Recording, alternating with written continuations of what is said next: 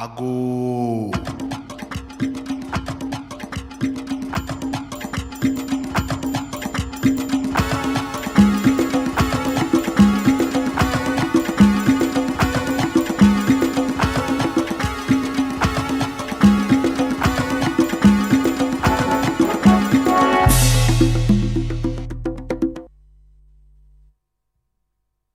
One, two, three, we go!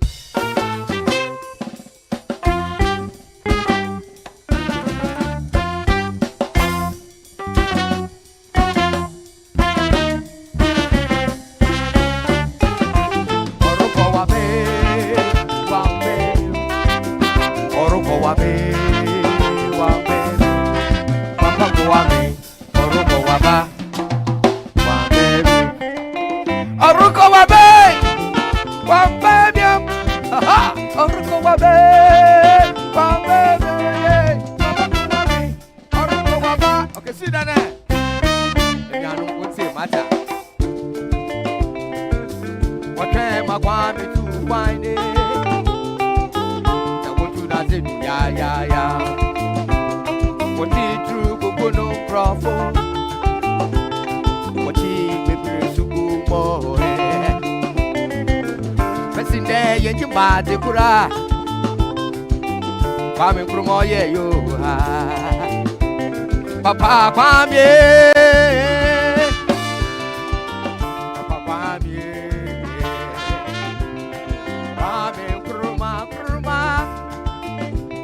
the great man and son of Africa.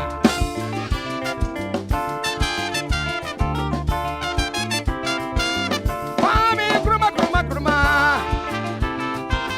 Kwame Nkrumah, Nkrumah, Nkrumah. Kwame Nkrumah, Nkrumah, Nkrumah. Kwame Nkrumah, Nkrumah, Nkrumah. Kwame Nkrumah.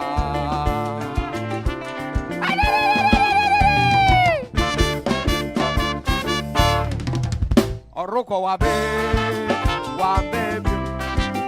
Oruko wabe, wabe.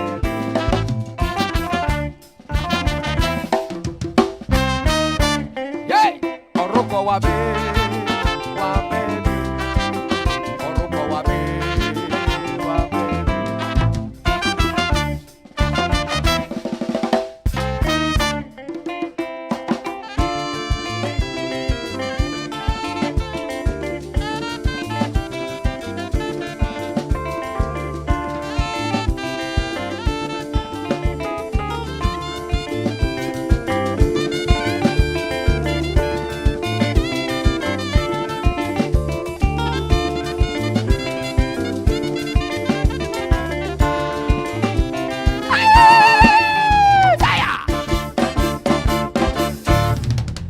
Oruko wabe, wabe. Oruko wabe, wabe. Goda!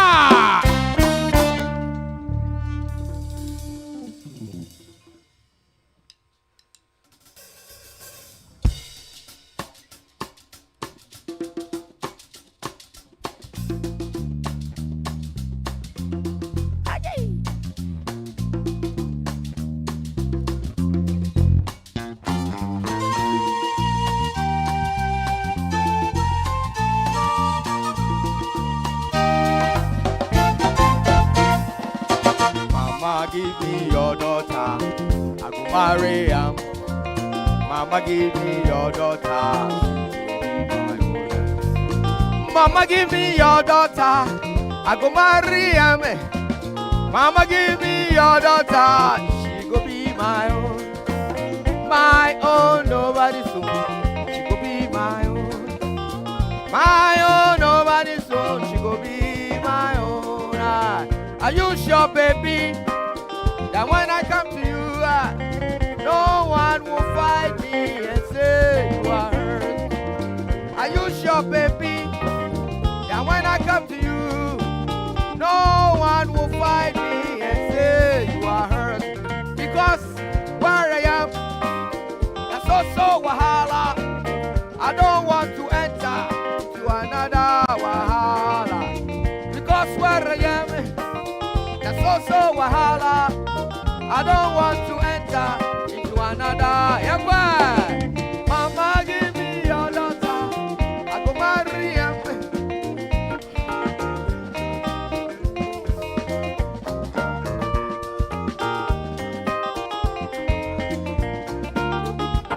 Husband, are you ready? 1, 2, 3, 4, saya, saya.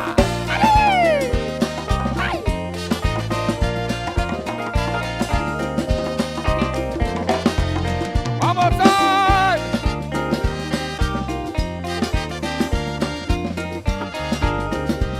Let's go.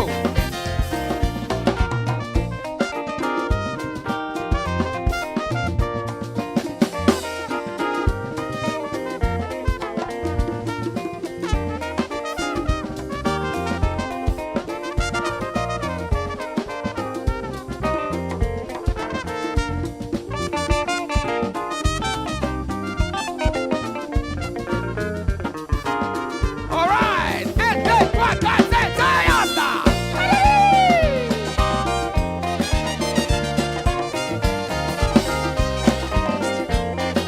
One more time.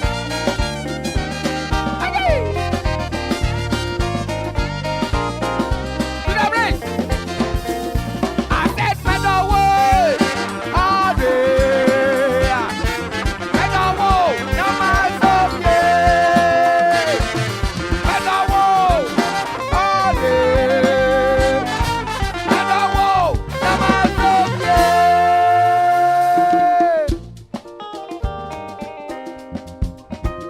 This is a love song between two lovebirds who have met and they want to come together. Now listen to what happened. Now the beautiful lady goes to the man and say, "Hey, my brother, my sweetheart, are you sure when I give you my heart, you're not going to disappoint me?"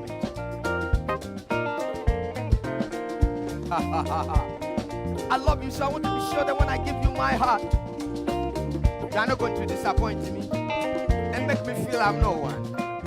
No lady is going to come back and say, "You belong to her." So I have no choice. Oh my God. Bayasemu. 1, 2, 3, 4, 10.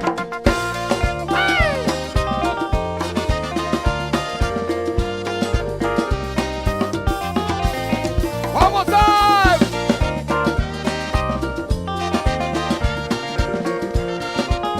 To the ring. I said, "Better word, all day. Better word, now my soul, yeah. Better word, all day." Bona.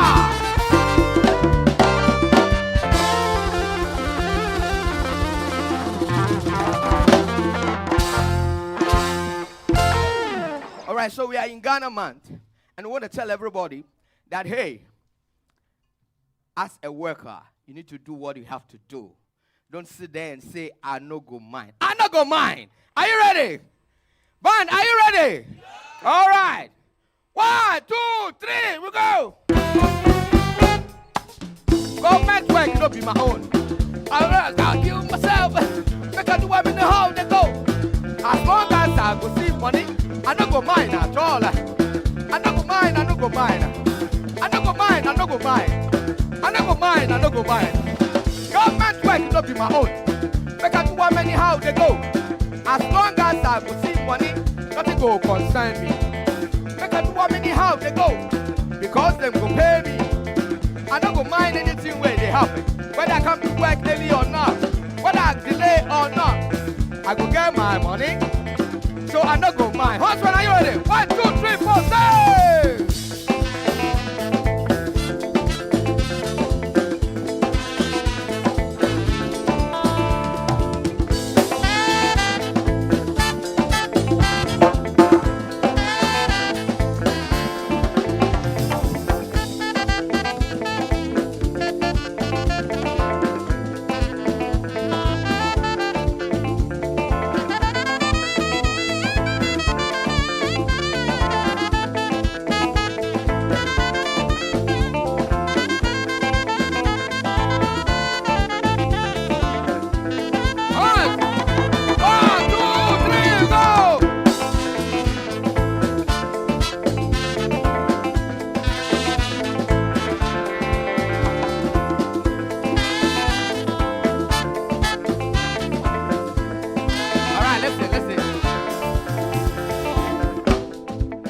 some people go work.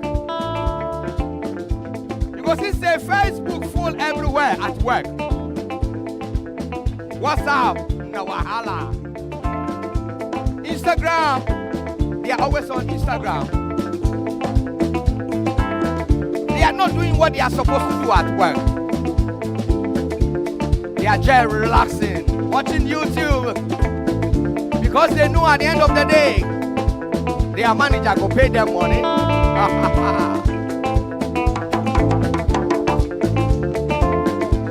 As citizens, we need to be mindful of whatever that is around us.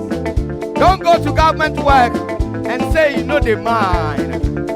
Because anything will go happen, don't go concern you. At the end of the day, you will see money. Now wow. Now wow. Husband, are you ready? 1, 2, 3, go!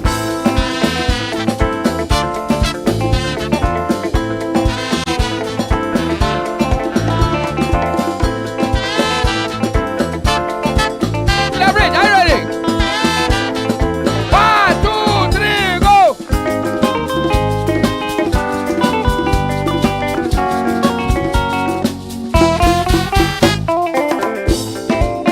Calm down for me, calm down for me. As you live in your house, in your community, in your neighborhood, make sure you are very vigilant. Because anything where it will happen must concern you. Because it's a person they do very wrong thing. But you the talk say, you know they concern you. Because see person they throw rubbish into the gutters. You say you know they concern you. Because this a person they one corner in the plan evil. You go hear them. You go say you know they concern you. Make I tell you something. Lizard, where he follow. Him friend go somewhere. You know the name of the friend? Rat. But he no say. Lizard na waterproof, but rat is not waterproof.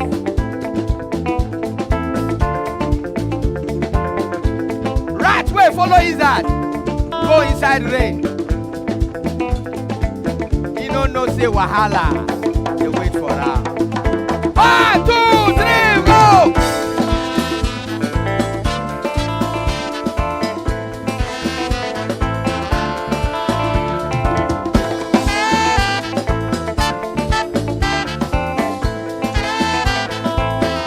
One more time!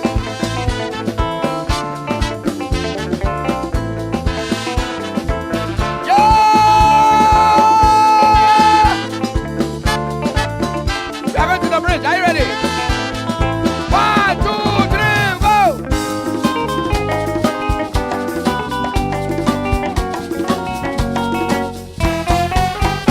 Woo! I'm sure you are enjoying in your house. Now this is the Wazumbians watching us live. All right, are you ready? Happy yourself. Let's go, Wazumbians. You know, this is Ghana, and this is high life music.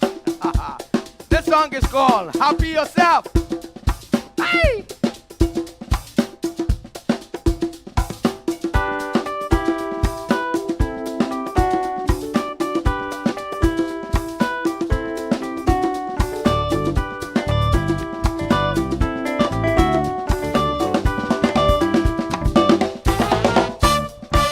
Happy yourself, it's a brand new day. Enjoy yourself, it's party time. Happy yourself, it's a brand new day. Enjoy yourself, it's party time. I go forward to Kroko, I'll touch you why. I go forward to Kroko, I'll touch you why. Forget my wasting, one jump call. Forget my wasting. One jump call. I didn't in my head of yeah, I didn't in the eye. I didn't in my head of yeah, I didn't in the eye. From my yourself, from my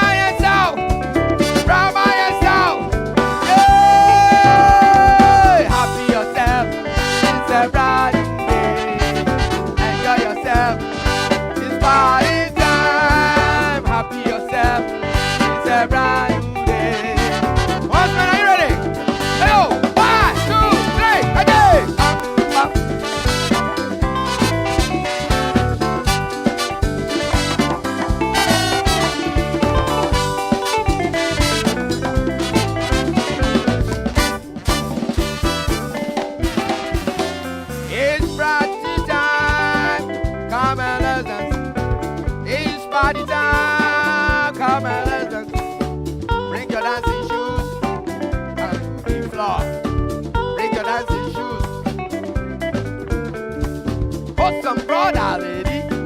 Come and listen. I say, wholesome sister, brother. Come and listen. I say, wholesome brother, lady.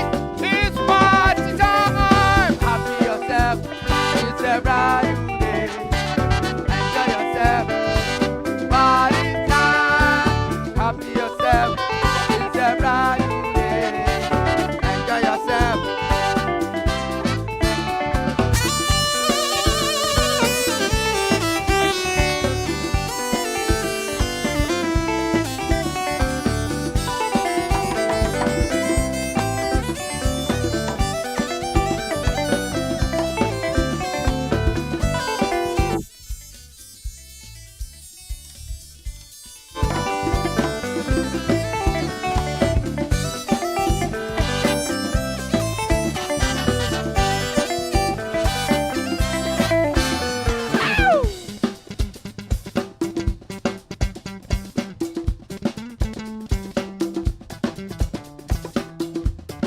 Yes, sire.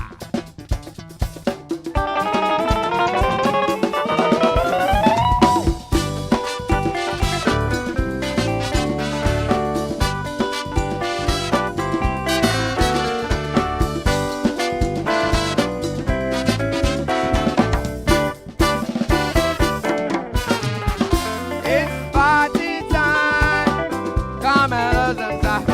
It's party time. Come and listen. Bring your dancing shoes. Come and listen, sir. I said, bring your dancing shoes.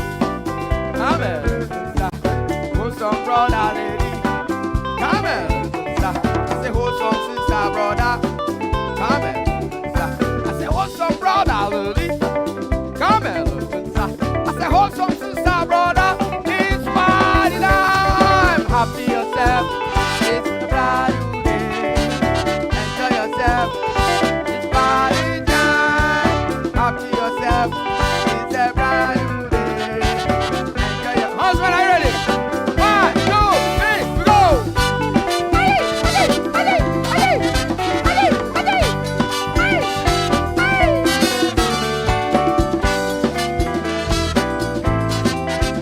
Follow. Let's go.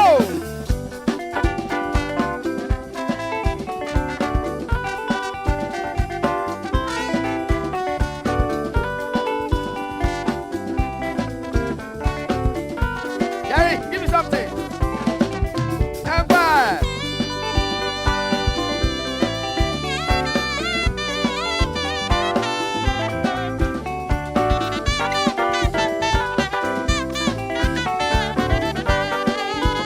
Gotta give me something. Let's go.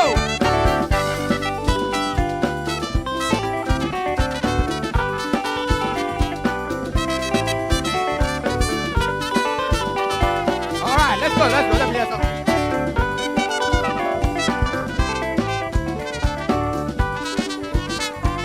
One, two, three, hands.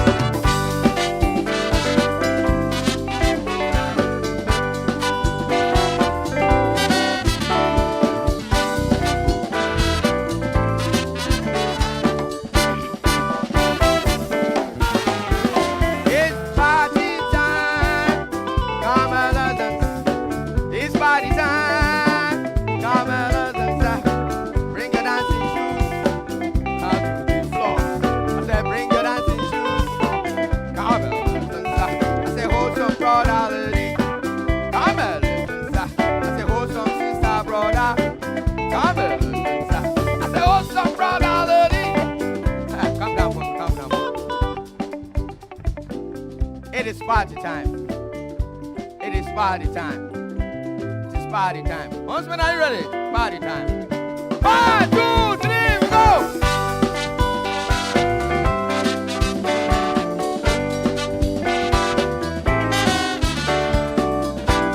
Hola!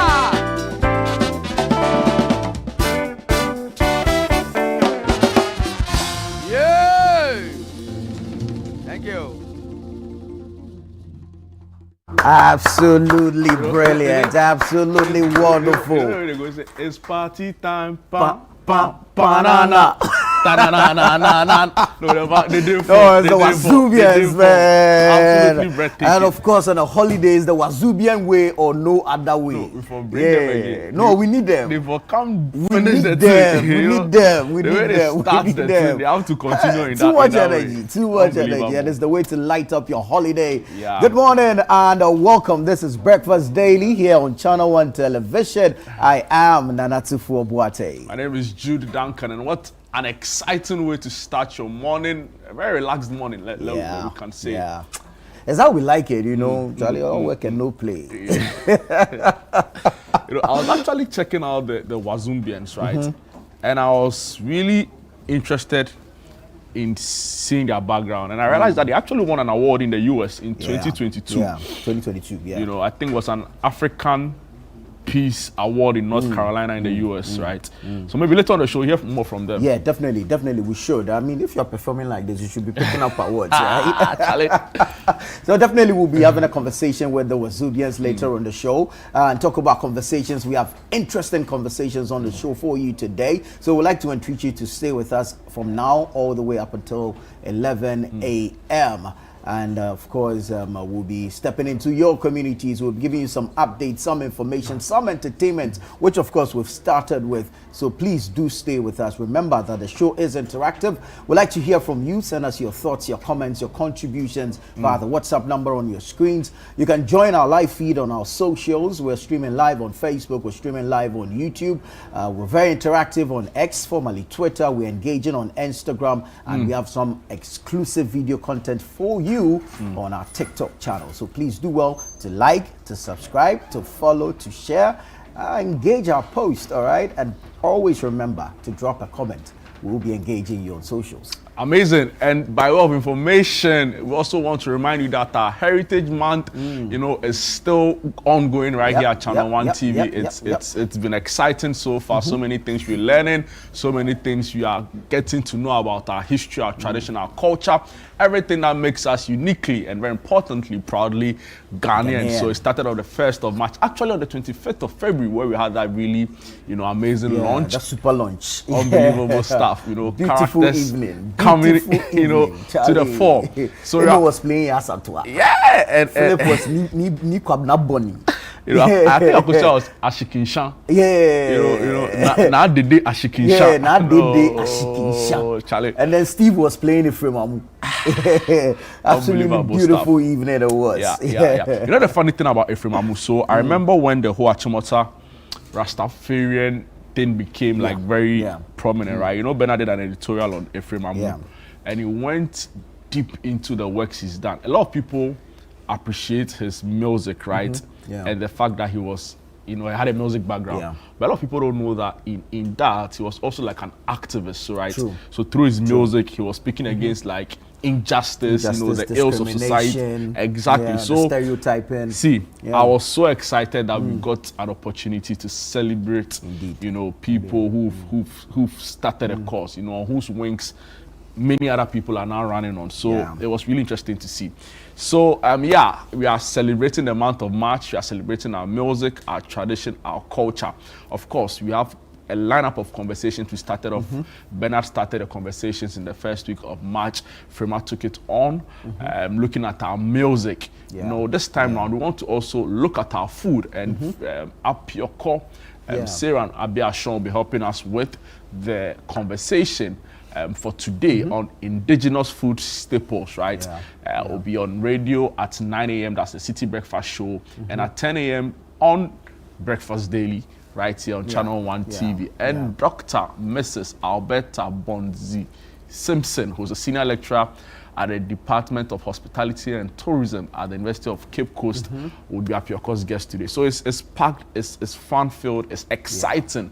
And the most important for me is that we get to learn something new about our history, our tradition, and our culture. And this time around, we're doing it through our food. So we are eating our way through our culture. We're eating our way through our history. We're eating our way through our traditions. And it's absolutely beautiful. You know, and we can't wait to watch Apioko and Doc sit down and converse, have a conversation around our food. I keep saying that there's a lot we can capitalize on if we deliberately pay attention to domestic tourism. we could always do gastro-tourism in this country, food tourism, because you see, from the south all the way to the north, the variety of food we eat in this country, it's amazing. Yeah, because we like food. Yeah, but of course.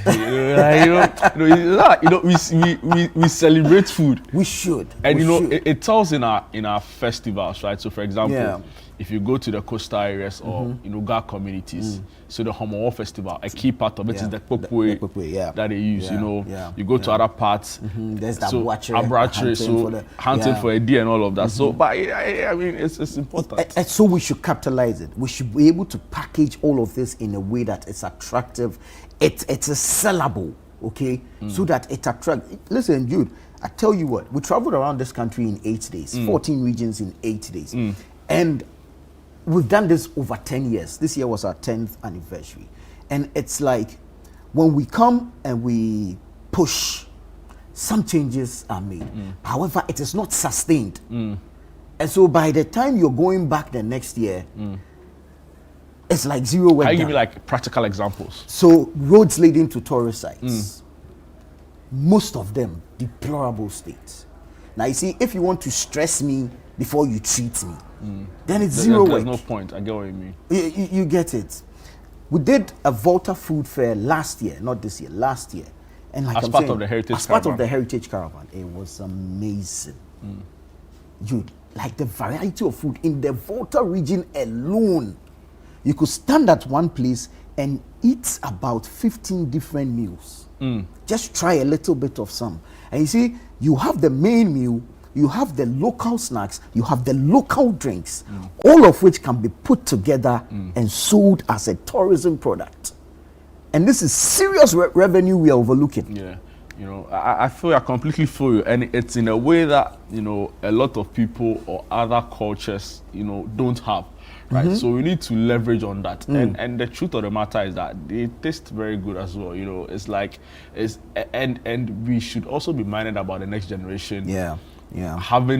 Knowing what their foods are, what their clothes are, their language. So maybe runs deeper. You talk about clothes. I'm thinking we spent thousands of dollars to fly to Brazil, Rio, for the carnivals. Right? Have you heard of the Ancos? In Takrady. Ancos in Takrady. 25th and a new year. What are they? You understand? We have all this here. And even the Wazumbians. You understand? The Wazumbians. And we are not celebrating people like this. You get it? But we spend thousands of dollars to fly out to a carnival, which we might not even be able to relate to. What would you say? Who should take the bigger burden, right? Because I see that government is trying to push this whole Ghana consciousness, thing, right? So, for example, there was a whole Fugu thing. Now, government brought Fugu Wednesday. They are trying to, but it also comes across as though a lot of the people can't be bothered, right? That's the thing. You see, we treat things as normal, as business as usual, and that's where the challenge is. Listen, we need to be deliberate. There's the Ministry of Tourism, Culture and Creative Arts. Do you know how many agencies are under this ministry? About 5 or 6 of them. So there's Ghana Tourism Development Company, there's Ghana Tourism Authority, there's a tourism something, there's National Film, there's some GTTF, GFF something. You understand? If we are able to consolidate and coordinate the works of all of these agencies with supervision from the ministry, so one person is deliberately dealing with the creatives. So your poets, your artists, your musicians and everything. One person is looking at the tourist sites, what we have left. Even the stories told at the tourist sites, how are we curating it? You understand? So that there's a blend, there's a unity between memory, history and emotions. To be fair. Because you see, if you appeal to the emotions of the people, that's where you draw them close. The minister has a lot of experience. Indeed. In the area, so amazing woman. We'll be expecting more. Even though we see that there's some effort, in doing this. I keep saying a lot more can be done. Talking about the need to push our food, right? We here at Channel One TV and City FM, in our own small way, are raising the consciousness around our meals, right? Around what makes us different. And I'm referring to the Back to the Village Food festival. Happening again at the Ifwa Sutherland Children's Park. What's this about? It's an opportunity to, of course, number one, know, number two, taste and have a feel of, and number three, celebrate our meals. So what's all of this? It's an event where different foods from different regions will be showcased. You can come and buy some, have a good time with family, eat, enjoy yourself. The most important part of this, like I say, is beyond the food. It's also the music, the network really that you'd find there. And I'm really looking forward to seeing a lot of people there, because this time around we have a much bigger space. I'm being told that our events team that we have 50% plus more vendors coming on board. So what that translates to is basically a lot more variety. So it promises to be fun, and personally, I'm looking forward to it. I know you'll be doing your own thing on the day. Oh yeah, I mean, you can trust me. But this time, I'm going to be eating very seriously. Because over the years, it's like I'm engulfed with the work. I'm doing the work and people are eating. No, but you can do the work and eat. You know? So this time, I'm going to dedicate time to eat the food well. A video of Kuku David. I mean, like, I thought I was interviewing people. Then I go put the mic somewhere. No, you have to eat. It's beautiful. I see what's going to happen is we're going to have 3 villages, okay? So we're going to have the southern village, which will cover the coastal areas of this country. So you're going to see a variety of food from the western region, central region, Greater Accra through to the Volta region.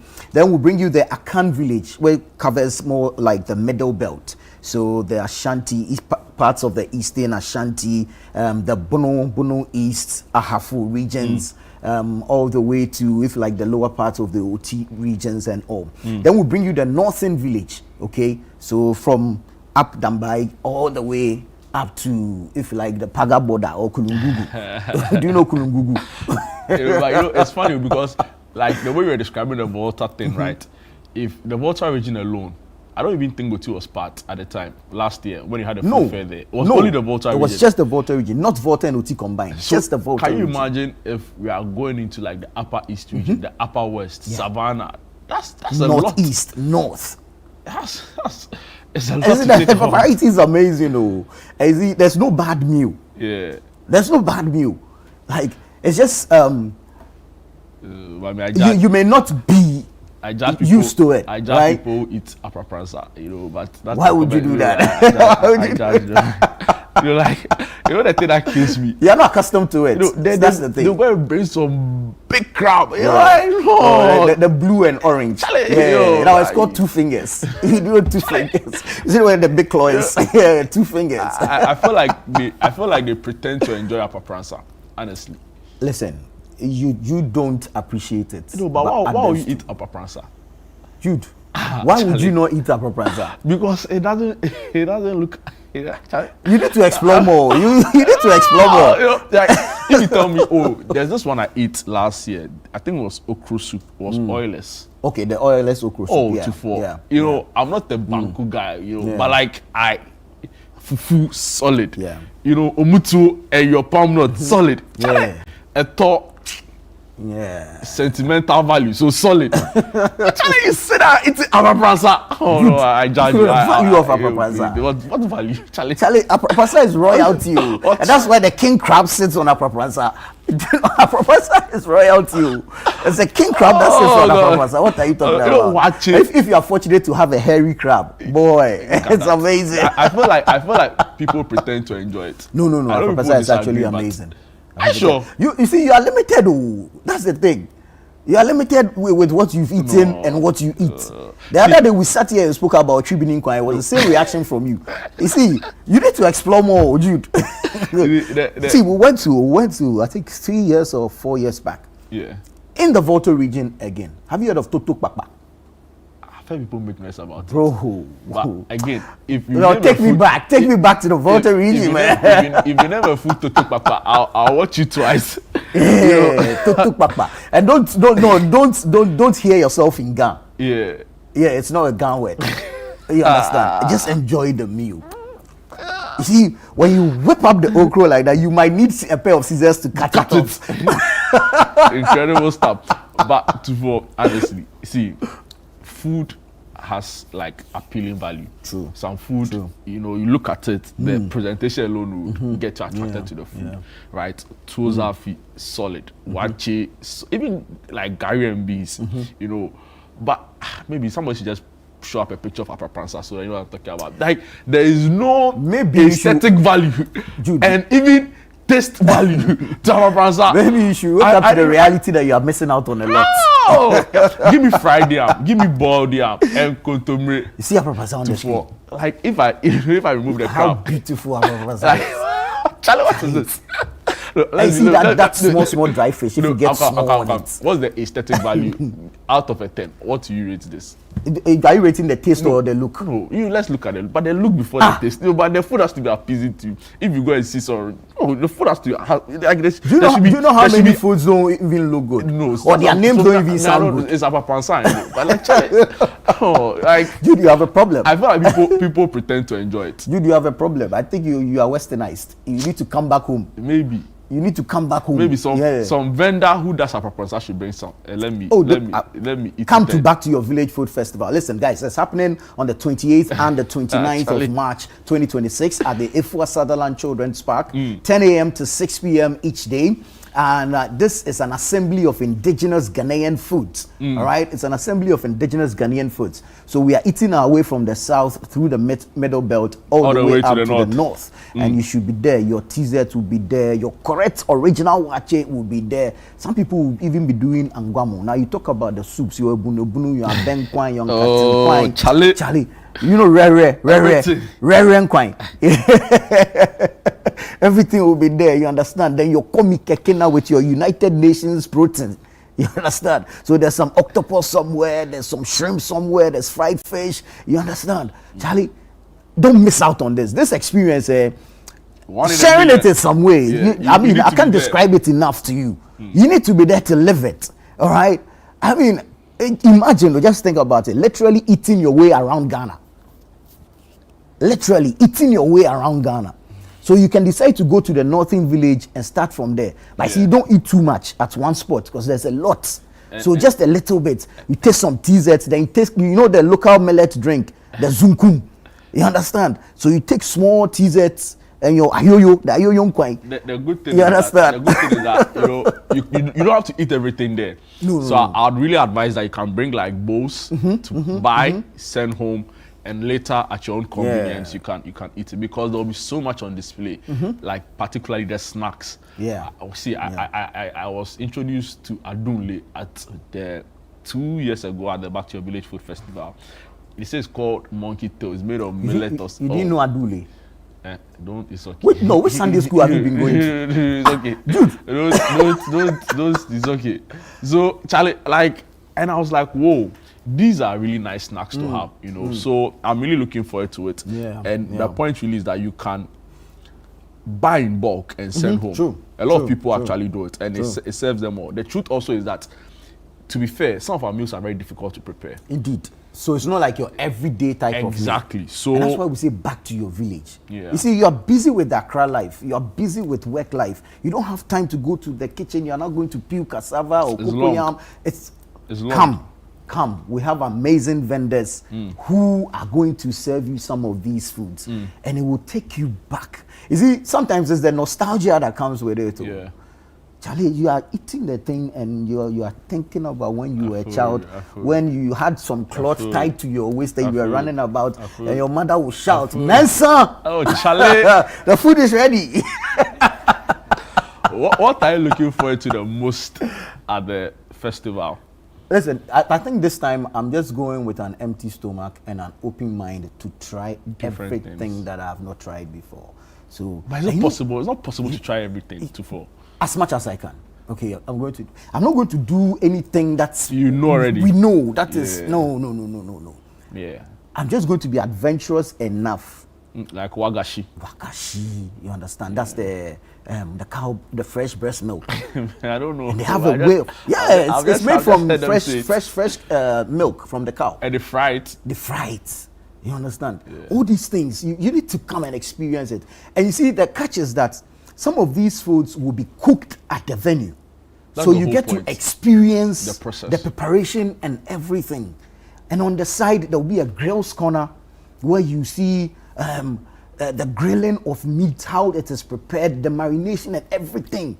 You understand? It's just beautiful. Then we'll have some entertainment for you on the side as well. Say no more. See, we don't want to spell it all, but there's going to be fun at the Back to Your Village Food Festival. Absolutely. Okay? So please join us on the 28th and the 29th. Saturday and Sunday is a 2-day event. Let's climax the Heritage Month beautifully at the Fort Sutherland Children's Park. Let's see you there. It's 10 a.m. to 6 p.m. each day. And we want to say thank you to EcoBank. Thank you so much to EcoBank. Thank you so much to Didi Shito. Thank you to Gino. You know, Didi Shito and Gino are all products from GB Foods. Yep. So we want to appreciate GB Foods this morning. And then also we have Munchie Biscuits. And talk about Munchie Biscuits. You see, there's going to be some kids' corner at the Back to Your Village Food Festival. And they're sorting it out there. Yeah, so don't stress that, Charlie. who am I going to leave the children with? Bring them. We have a kids' corner. They'll be well taken care of. Bring them. And of course, you need to introduce them to some of these foods as well. I'm sure you probably have a 7-year-old who's never been to the village, because you are too busy with work life here in Accra. Even the parents themselves. Even the parents haven't gone home. We say it in Twi. You understand? So bring the kids as well. All right. So once again, I want to say thank you to EcoBank, thank you to Didi Shito, thank you to Gino, thank you to Munchie, and of course, thank you to Everpack. We're grateful to all these organizations for coming on board, for partnering us, 97.3 City FM, as well as Channel One TV, to put together the Back to Your Village Food Festival. This is gastro-tourism in real life. So amazing. Let's see you there. For talking about the Back to Your Village Food Festival, one thing we're also keen here, beyond the food, beyond the excitement, even though it's also food related, is the Eat Ghana Rice campaign. Why is this important? Because we believe strongly that we have the potential to significantly transform this economy, right, from an import-driven economy to an export-led economy.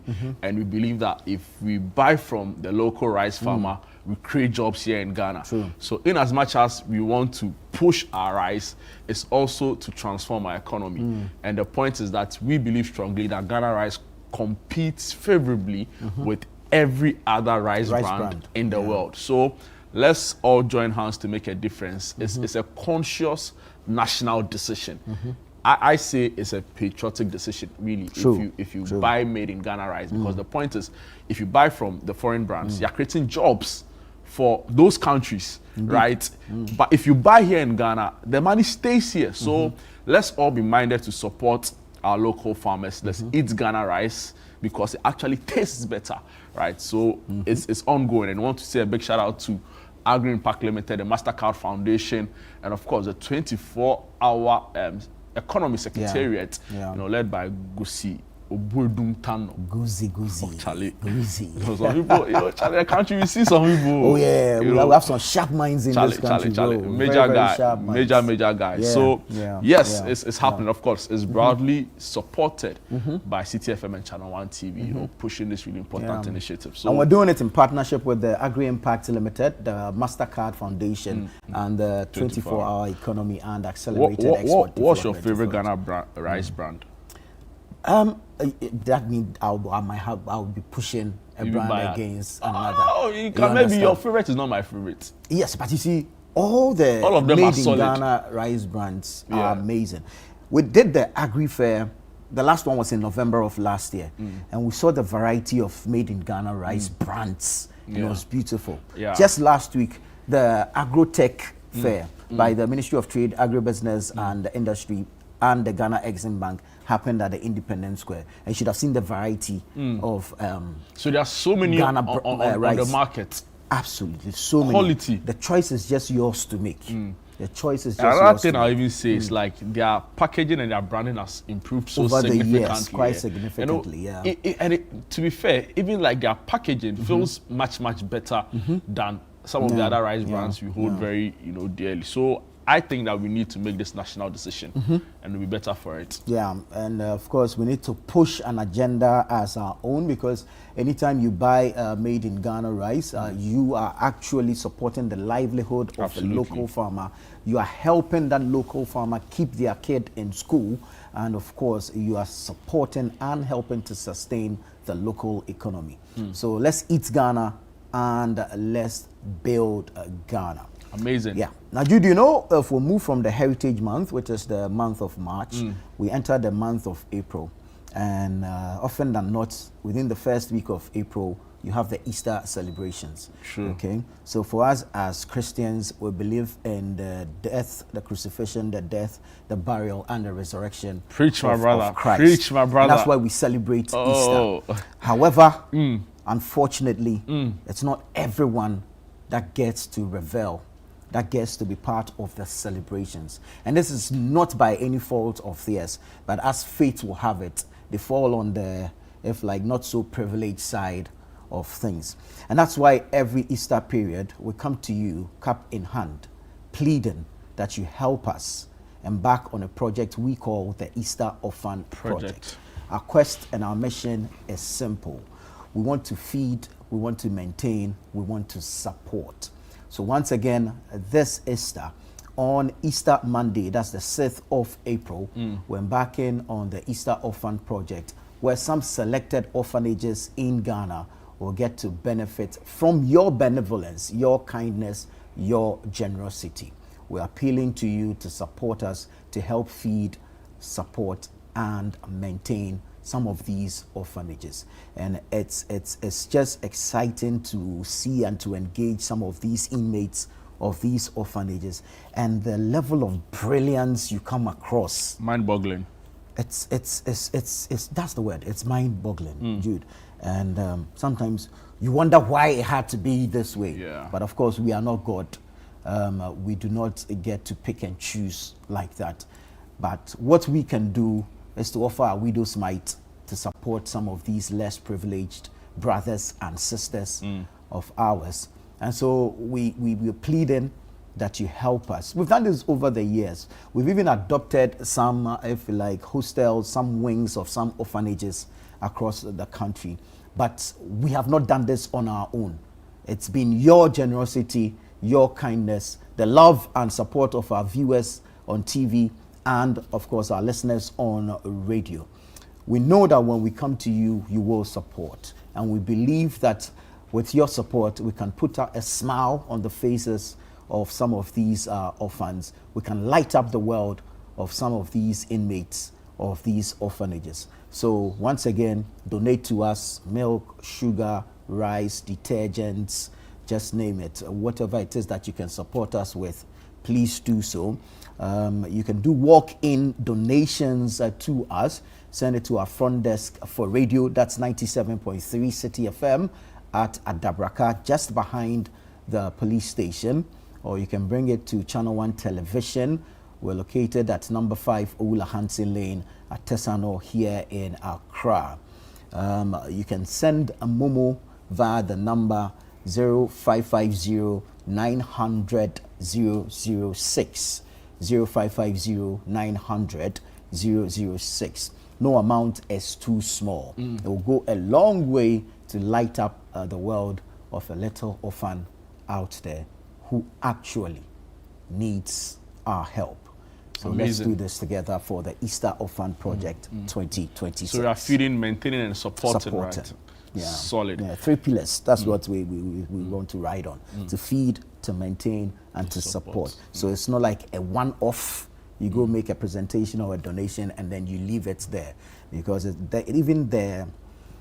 what happens after is even more important than the now. Yeah, yeah. So we want to feed, we want to maintain, and we want to support. So please help us do this. You know, I get a sense that a lot of people want to help, right? But True. they feel like what they have bringing in to help may be small. And that's why these platforms are necessary, right? Because on your own, if you send 100 CDs, there's only much you can do, right? Even though it's big, it's an appreciable amount of money. Yes. You know, but if you bring 100, I bring 100, everybody else is bringing 100 CDs. Yeah. Then the cumulatively, effect, exactly. collectively you feel that is more, and you are able to do much bigger things. I remember in Suhum we built a dormitory for them. That's Basco. Yeah. We built washrooms for them. Yeah. And it's not only them. I remember last year we also went to some other rehabs. Yeah. And saw the stories, right? So let's try and help them in that regard. And I think you said it quite brilliantly well. Yeah, we need to support. I mean, it's no fault of theirs. It's just nature doing its own thing. Mother Nature doing its own thing. So let's all support. I remember going to the rehab and listening to one of the stories. So in secondary school, the person saw someone else smoke. Out of curiosity, tried it, and that was it. The person he tried it from, of course, wasn't much affected. He's actually fine, doing very well, and it's like you don't even understand. So let's help. So the Momo number 0550-900-006, 0550-900-006, or 0550-90,006. Yeah, I mean we can call out this number in several different ways, but the important thing is that you send it. You send the Momo. No amount is too small. All right, send. As much as your strength or your pockets will allow you. I mean, there's no, this one, it's not fear that you have a price floor or a price ceiling. I like that. Whatever you can. I like that. Whatever it is that you can send in, please help us to feed, to maintain, and to support selected orphanages in Ghana. We're doing this on Easter Monday, that's the 6th of April, 2026. So kindly support the annual Easter Orphan Project. 24. Yes, sir.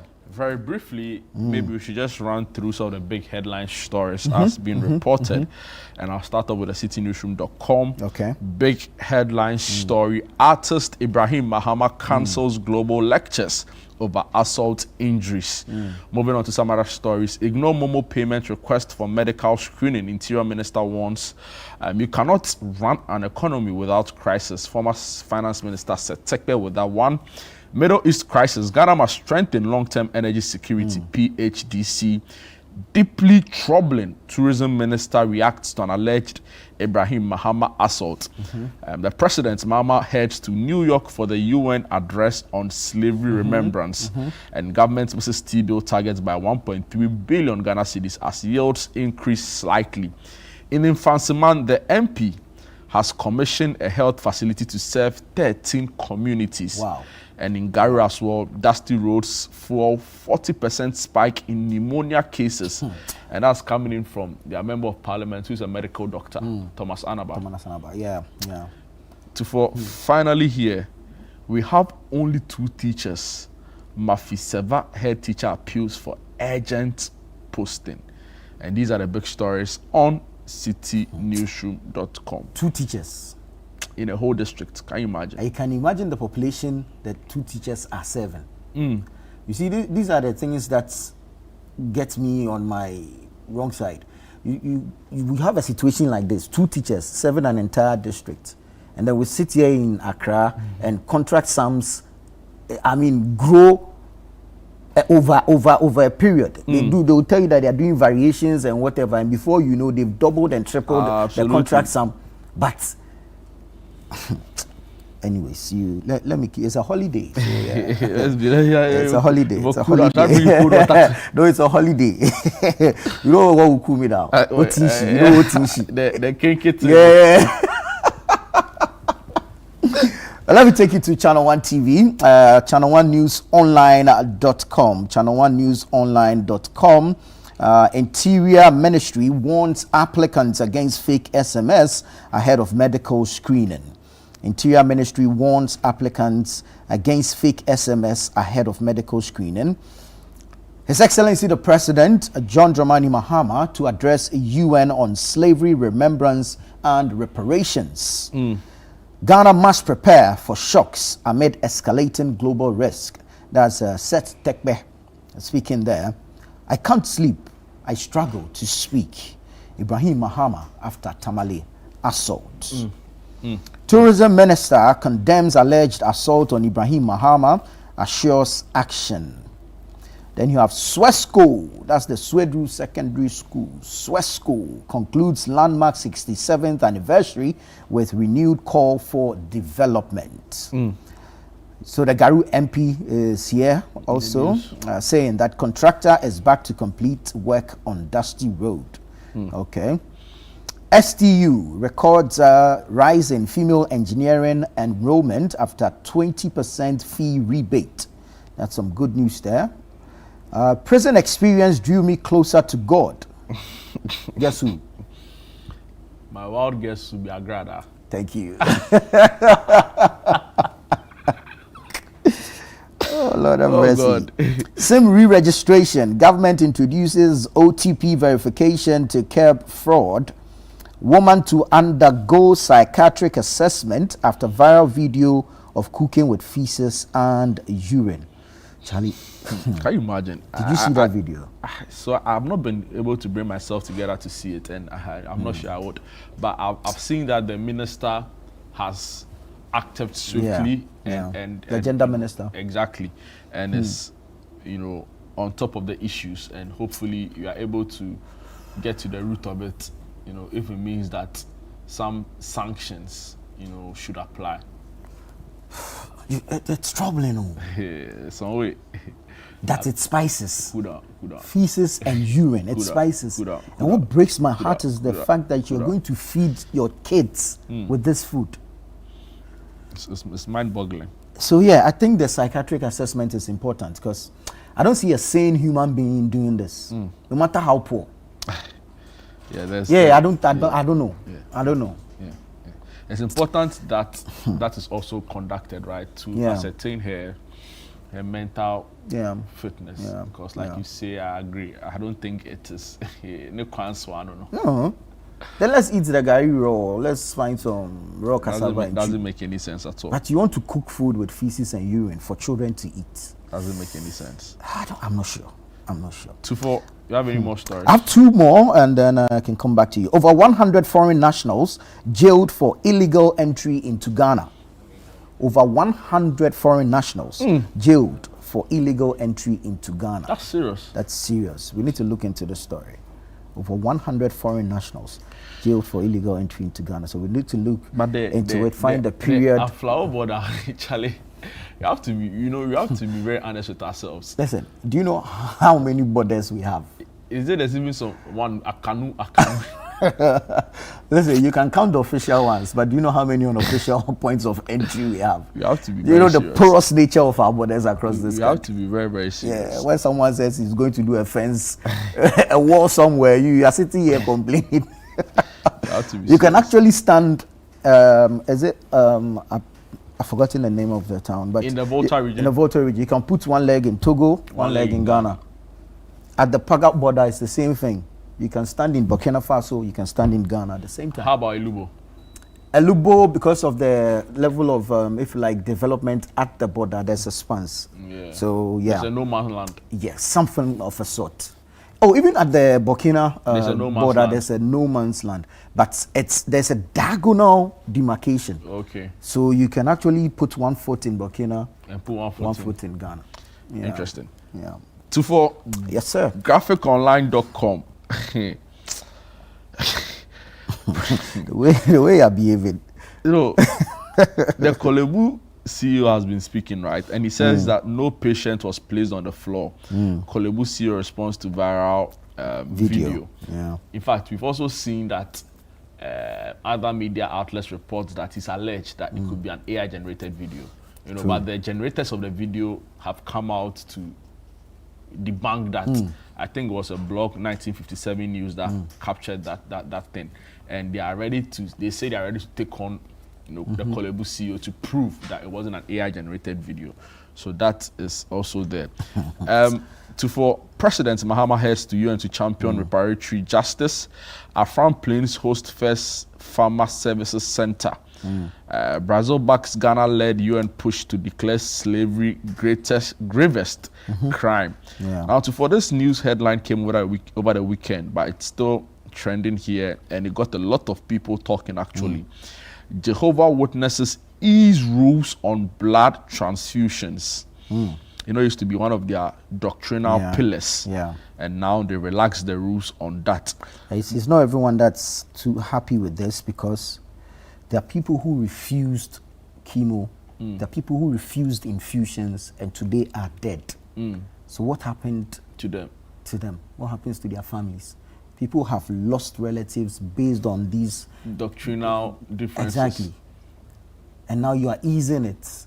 Can that bring... To be fair, even with the relaxation of the rules, if you read the story, it says that even though they concede to an extent, it still would have to be your own blood. So the patient would have to have his blood or his or her blood stored for later use. So it's not like if I'm an emergency, I can come for your blood if our blood are the same and use it for my case. But even with that, yesterday on Sunday breakfast, right, with Dr. Kalsum, she was of the view that a lot more needed to be done in that regard, even though the rules have been relaxed. So we'll see how that plays out on as the discussions, fall out. You see, the Greeks always marry religion with science.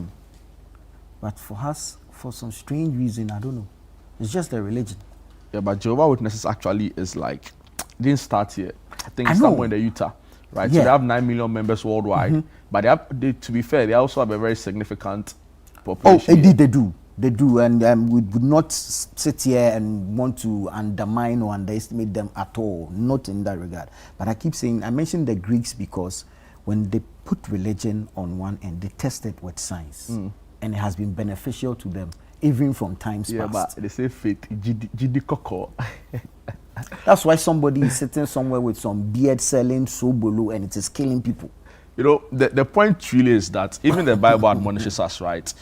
In James, I think it's in James, where it says that faith without deeds, doesn't really amount to anything.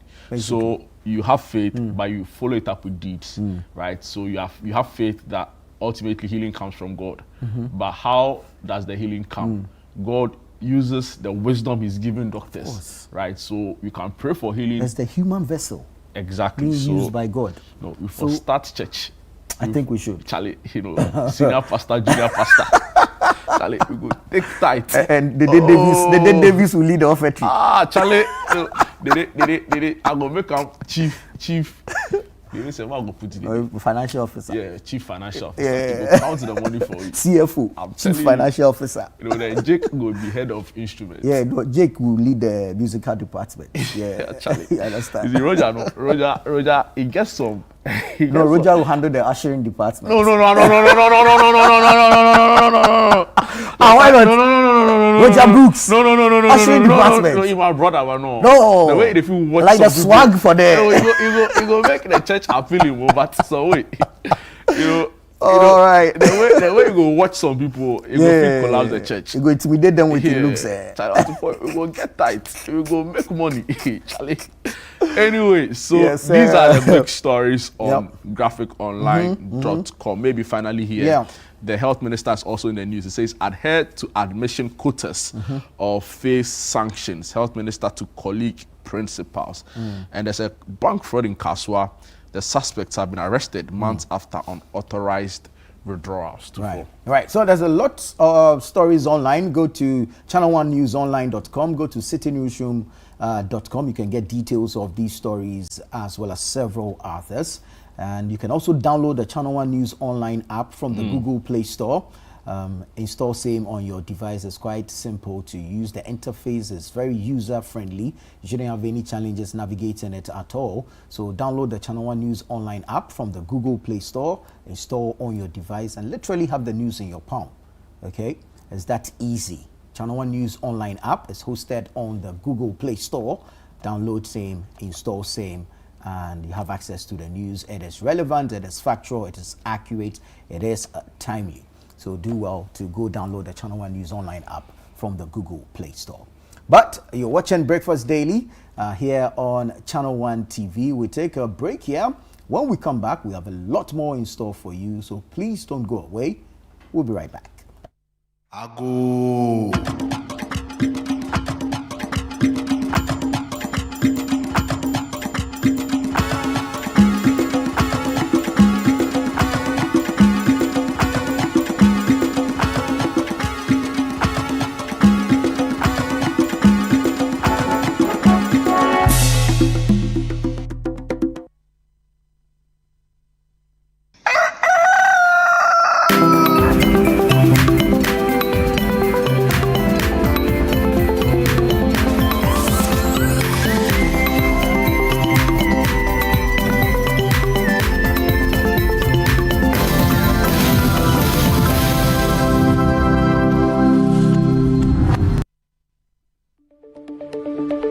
you ready to explore Ghana?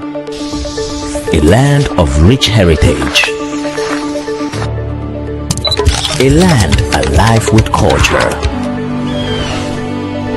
A land of unforgettable adventures. From breathtaking landscapes to wildlife, festivals and nightlife that never sleeps. But planning the perfect trip can feel overwhelming.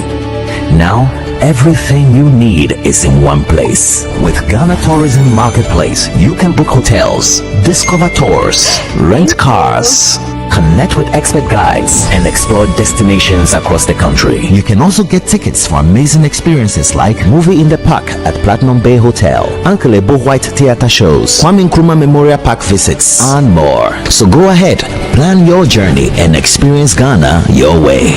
Ghana Tourism Marketplace is brought to you by Ghana Tourism Development Company, your official gateway to discovering Ghana.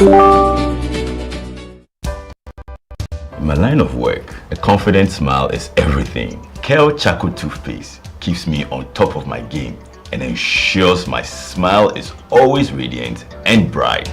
With the tiring nature of my job, we spend several hours under the scorching sun. To keep our teeth white and our breath fresh all the time, we use none other than Kel Charcoal Toothpaste. Kel Charcoal Toothpaste. You're on a Kessie and in a kit one. Samayo Kendini, who be here, Semetra Sapapadia to a mammy manful. Kel Charcoal's natural ingredients, and a bomb is so by a man swing, Nesasu Mama Hotoso, a will beg you. Kel Charcoal Toothpaste.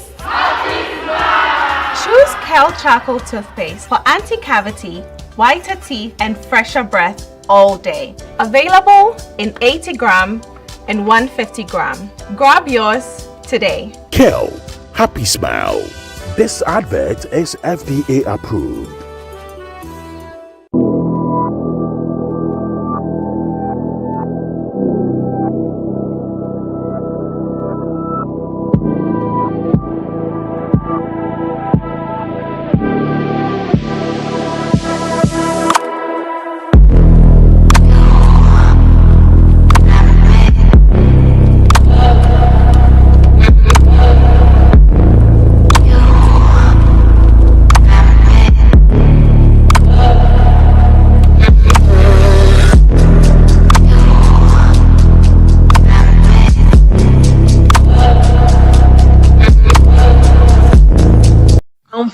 Senior High School is 60. Hooray!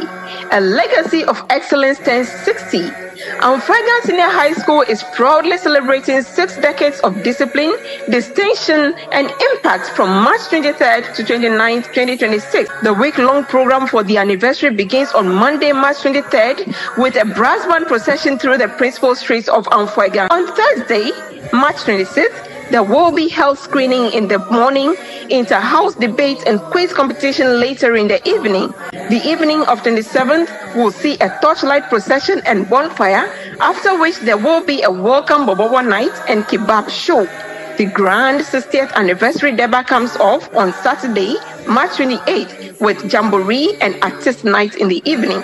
There will be a Thanksgiving service on Sunday, March 29th. Special guest of honor is President John Dramani Mahama, President of the Republic of Ghana.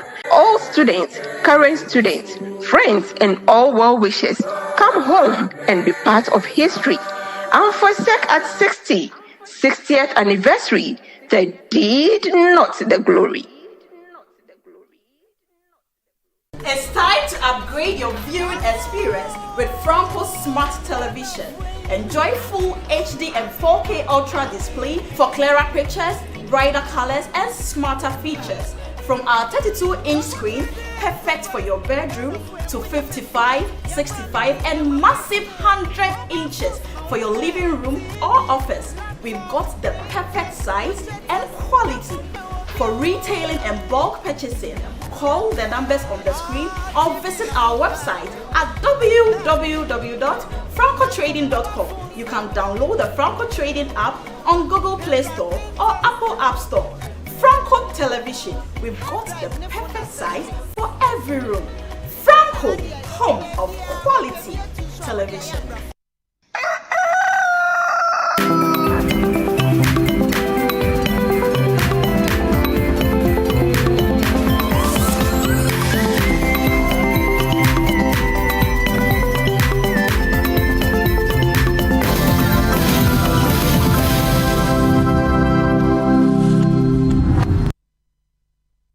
Welcome back. This is Breakfast Daily right here on Channel 1 TV. It's a holiday, so what that means is that we also get to learn beyond what we know. And we are really privileged to have joining us in studio now for a really insightful conversation coming up shortly, Sheikh Ahmed Al-Shaibu, who is a Muslim cleric and also the spokesperson for the National Chief Imam. I was just saying to him that I've seen him through the many faces, right? Yeah. And he's really remained relevant all through the years. Always a privilege having you join us. Good morning and welcome to Breakfast Daily. Morning, and thank you for the opportunity. It's an honor, actually, to be invited to come here and engage. Probably there is a few things we can all share by way of things that are relevant to life. I mean, generally. As I was also mentioning to you off air just before we came, yes, I was quite fascinated by your speech at the Eid celebrations on Friday at Independence Square. I felt it was an absolutely fantastic speech. Thank you so well much. Well written, very well delivered. And of course, I mean, we can't take it from you. You have done this over years, but it was quite thematic. And so maybe you can share a bit of that with us. You touched on the environment, you touched on crime, you touched on drug abuse, you touched on even the tensions in the Middle East. I mean, I think it was just a fantastic speech. So maybe you can share a few tidbits with us. Even I mean, basically, we talk about the theme. I mean, is our environment, our future, or if like our earth, our future.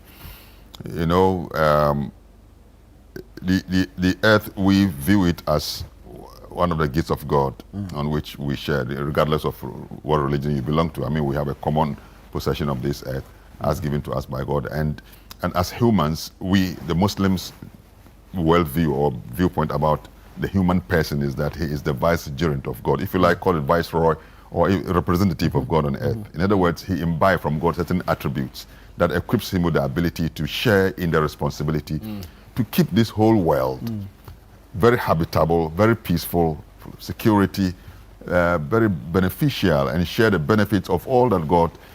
So it's our responsibility to ensure that we preserve and sustain the environment in a very clean, such that it will be beneficial to the whole of, in fact, including humans and infra-humans. I mean, all of us can be beneficiaries.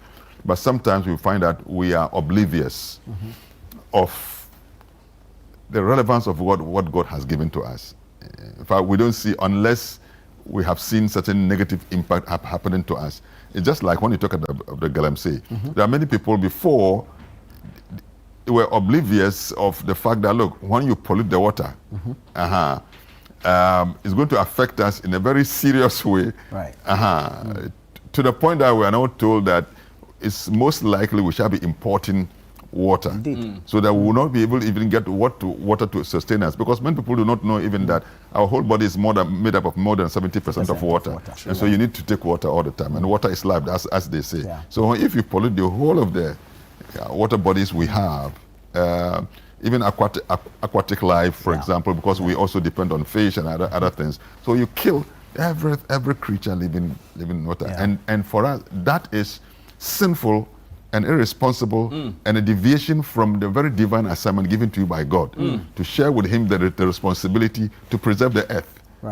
So it's not even a matter of just because it's become a national issue, but as a representative of God, you also carry an attribute of steward, and stewardship demands of you to be accountable. You stand accountable before God, even every little thing that you do. In fact, whatever you do that is harmful. In fact, there is a principle in Islam which says that if you believe in God and in the hereafter, you must remove every harmful object you see on the path of human beings. Say that again. If you believe in Allah in the last day, you must remove any harmful object that you see on the path where human beings walk. So therefore, to remove the harm is the principle. Make sure that either your action or what you do does not constitute a hurt or a harm to the next person. One of them is that anytime you see something very bad within the environment, including even And this, if you stretch it, even environmental cleanliness comes here. That you see anything, so you can't litter. You can't just throw anything just out. Exactly. That spoils the beauty. God created this whole earth on the principle of beauty, and the spirit that creates beauty does not destroy. Wow. I'm interested in how you decide what to speak on. You know, you explained that there's a sermon that is given, and yours is to add on to it. Yeah, exactly. Yeah. So my concern or my question is, of all the issues, right, bedeviling us, how do you come up with what you decide to speak on? Great. I mean, I think it's a very relevant question. You know, old man doesn't go, well, he goes out to perform his service, so social and religious, but he is not like us who watch the television and listen to the radio. And now he has challenge with his sight and so on and so forth. So we are his ears and his eyes. So what we do is that we go, like, personally, I brief him, I bring to his attention issues that are emerging, which could be of concern to him, and if he has anything to say, sometimes we'll ask, so how is it treated? They will say, oh, government is doing A, government has said this, or government has said that, or the president has spoken this way. Then he will now instruct, then list this people up and give my concern. And sometimes from what he says, I pick the issue. Wow.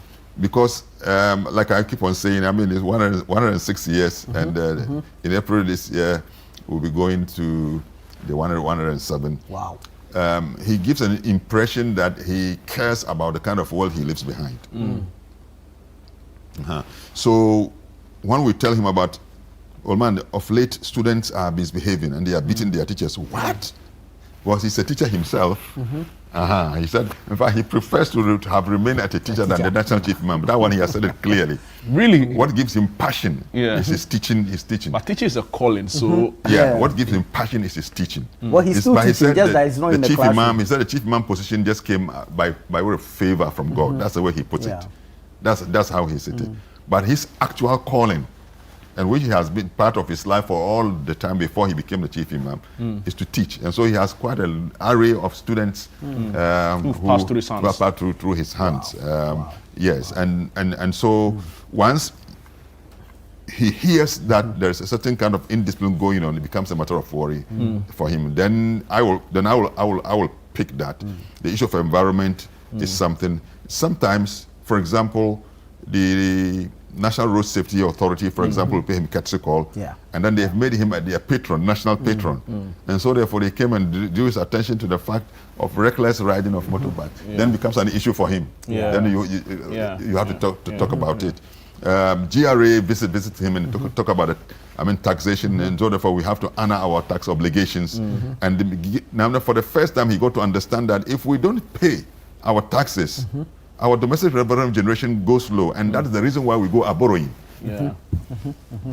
Because we are not generating enough domestically to be able to cater for the developmental needs, and so therefore we are all the time indebted, and that indebtedness goes in the long way to impoverish us in the long term. Yeah, that's true.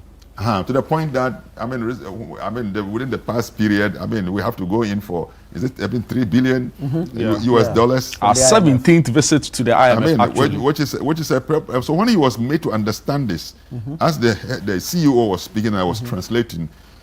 Sometimes he raises his eyebrows. Now he has understanding because he didn't have an opportunity of our type of education, you and I. So you have to break down things to him. In a language that he best understands, and I use the language he best understands to talk to him. He is a pure traditional Muslim cleric, and that is a system I also went through. So apart from my formal education, I went through that. So I'm a product of traditional Islamic learning.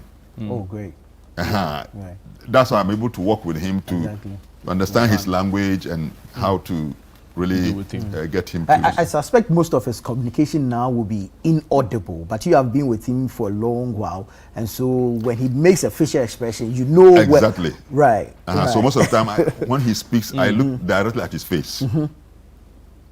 even at a distance, sometimes there's another gentleman who picks it up in the house because I will do the English. Okay. But even still that, I look at him directly. Listen to him as he murmurs out.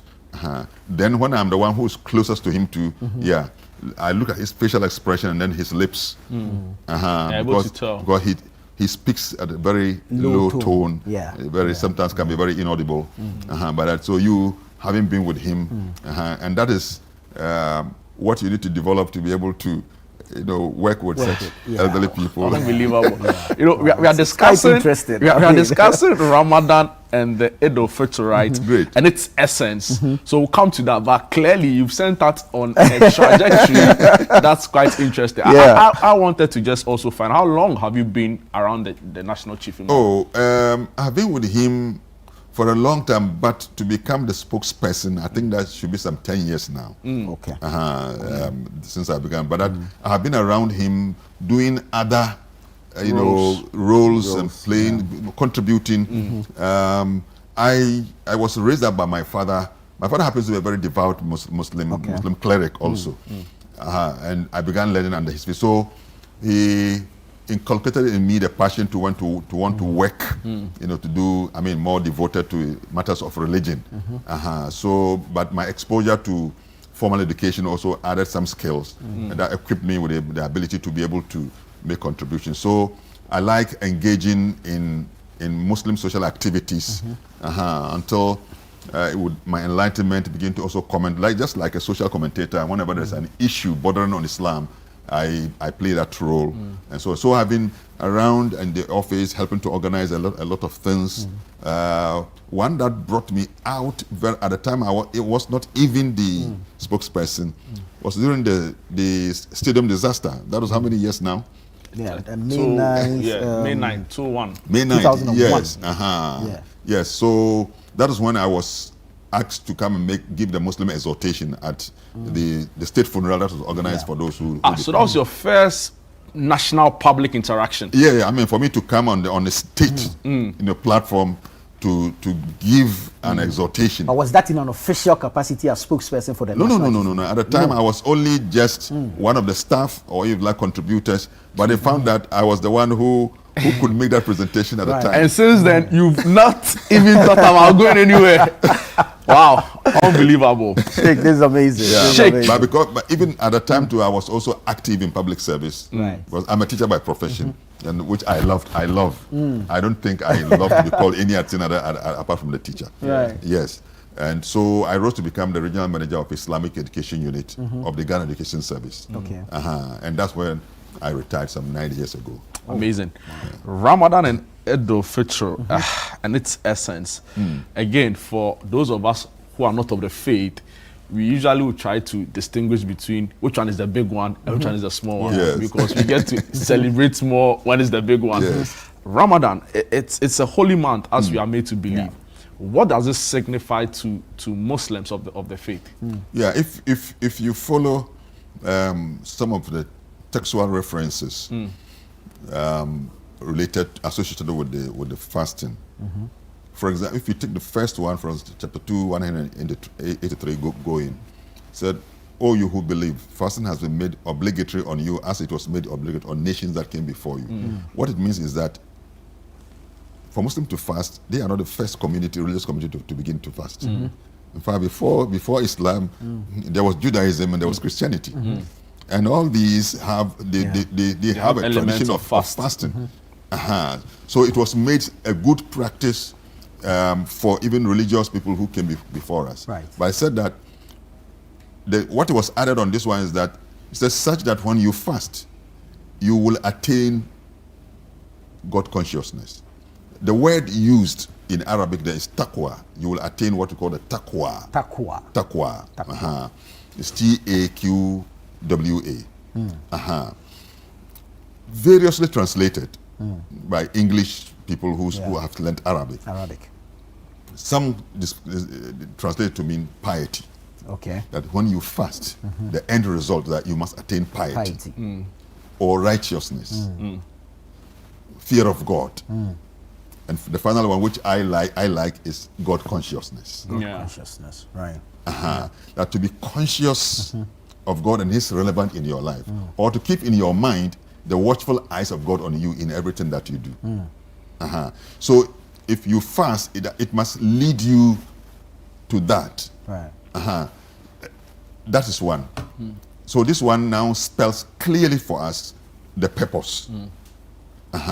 But the other one is also to describe the season, the time of the fasting, which is the 9th month of the Muslim calendar. Then he said that the month of Ramadan is the month in which the Quran was revealed. So there is something also about the history of our revelation of the Quran.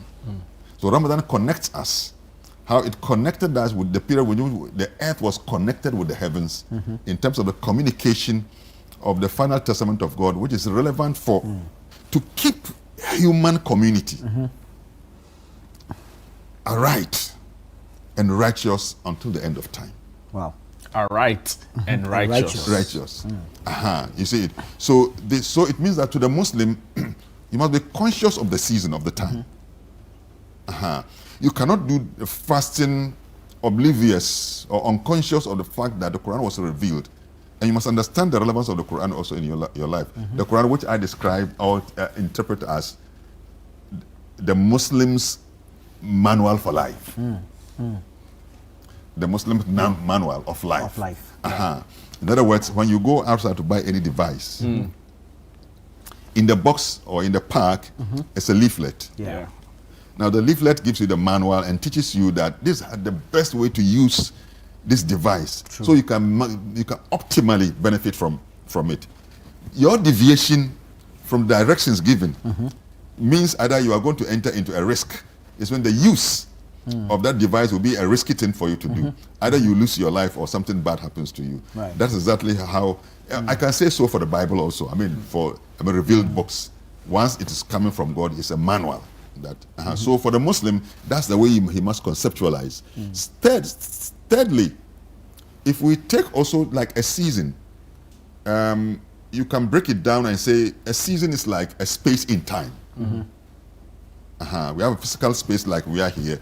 Once I'm here, I'm not outside there. So so something, and human life goes within space and time. That defines our life on earth here.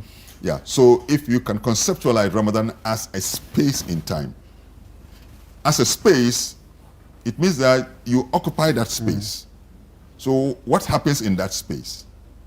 And I conceptualize it like it's a crucible. It's a crucible or a furnace in which a metal, a precious metal is subjected to heat so that it can be refined. The refinement is the Muslim who emerges from Ramadan. That's why, I all the time say, I plead with my colleagues who listen to me. I find the contradictions. The contradictions in our lives. You see, when you emerge, in Ramadan, when you do, what you do, you shed off the crude elements of your life. The crude coverings. So it's a refinery. A refinery, I like so that word. you go through it and come out aright. You see, it's all. Just like the gold. Or the oil. That's why when you bring the crude oil, I can't put it in my car. No. But the oil must be taken through a process of refinery so that it comes out as a usable product. Wow. I'm sure to ask questions on Ramadan, so do I. But, does it bother you as a cleric, right, and a sheikh, that despite this process, when we talk of some of the very ills of society, we talk about some of the things that sets us back as a people, it involves Muslims, and of course, and people of other faith. And as the second largest religion, does it really, bother you that despite this really sanctimonious process, we still have some of the very negative things happening in society? Oh, seriously, it bothers me. I'm very conscious about it. I raise questions. If I go to a place where I find so many mosques and so many makarantas, for example, and my own people are there, and I see a rising level of drugs, I raise a question. What is my religion doing to these people? How is it changing them? How is it refining them? I cannot accept, I'm not a perfect human being, yeah, but I began fasting, let's say, as early as age 7, for example, because I'm a truly Zongo breed. I'm a true Zongo breed, you know. At the Zongo, which Zongo did you grow up in? Oh, second D. Oh, okay. Yes. Okay. And if you know the Zongo, religion is also social. True. Yeah. So you are born into the faith. Your father, your mother, your siblings, all, yeah. So by just principle of social learning, principle of social psychology, I mean, you grow and you imbibe. Yeah. So there's difference between that one and your consciousness. Yeah. I think that is where sometimes we have the gap. So my expectation is that when we have practiced this religion, it should change us and refine us. So I find a big contradiction anywhere I go, and I see some of the negative things happen, and I see that some of my own people are doing it. I raise question. So if there are so many makarantas and this, and I see that many of my young brothers and sisters, if I see them in, I mean, any, I don't feel shy. I mean, if you come to the Zongos, I mean, drugs, Indian hemp smoking, I mean, yeah, it's not only our people, but I'm concerned about my community. Exactly. Yeah. We have to set a good example. So when I see that happening, or if I see anything violent, I raise a question. How does my religion refines me? Because you see, the deeper you grow in your spirituality, the more refined you become. It shows in your. But that's why, without maybe being proud, I observe the chief imam. Yeah. Chief imam is a Sufi. He's a spiritualist. Right. And you can see how spirituality has helped refine him. So he's opposed to violence. Right. He's very loving, very sympathetic. If you go to his home now, there are people who just come there. There are people who come, they are just hungry. They want something to eat. They say they want to come to the chief imam. Sometimes he's sleeping. We say, no, he's okay, wait until 1 o'clock, he will wake up. Wow. Someday he want money. He has traveled from somewhere. He said he's had traveled from Nigeria. He wants money. He's going back. He's coming to the chief imam. Wow. And then you come, if he speaks to you, he listens to you like this, and then when you finish, he will look in his pocket, and then he will leave money, and then he gives out, and then gives it to you. Every evening in his house, big pots, and people are coming to eat, and people are questioning, how is this man? He's calm, speaks less. Yeah. These are elements of refinement. Yeah. Exactly. Yeah. So once we journey into this kind of path, it must show. And fasting, whether for the Muslim or the Christian, it's a path. It's a journey you make. Yeah. You know, towards the inner domains of yourself. Connecting with God through how you connect with yourself. That connection brings back to you certain waves of change, of righteousness, you know, of certain refinement, the expression of which shows in how you deal with yourself, your own personal discipline, self-discipline, how your self-control, your temperament. For example, I mean, one of the principles is that he said when you fast, according to one of the principles, that when you fast and somebody provokes you, at the time of the fasting, so you can't react. So you just say, I am fasting. But that's just an expression. It's a symbolic something. Wow. I mean, how can you be walking on the street of Accra and you meet everybody who meets you and say, oh, I'm fasting. Yeah. My understanding of what you've explained so far is that the process makes you better. Yeah. And that the values and all that you learn from the refining process should stay with you throughout. Yeah. Right. And then you see progress incrementally. You see all the time you are becoming a better person. Yeah. A better person in terms of how you deal with people. Yeah. With people. That is it. But it's not representative enough throughout the year until another fasting period. And so I'm sure that's where you mentioned that the contradictions are. Yes. So you find that, I mean, people.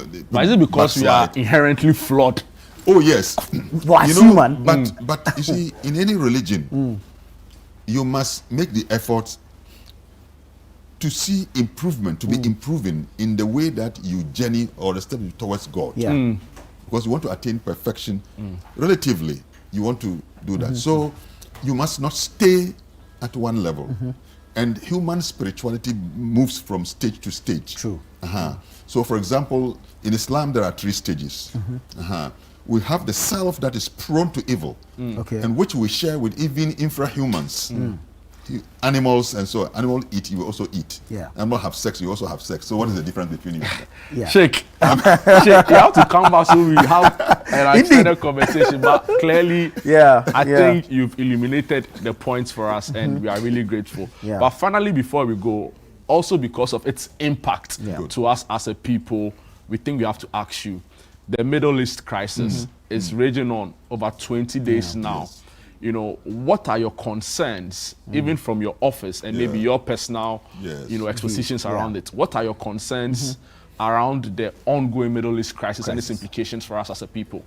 Well, in Ghana here, like the Chief Imam said it. I mean, in Ghana here, we are lucky. We have an experience in peace and harmony, so it's good for us, and we can see stability, we can see development, security, and that is even at the interfaith level, especially at the interfaith level.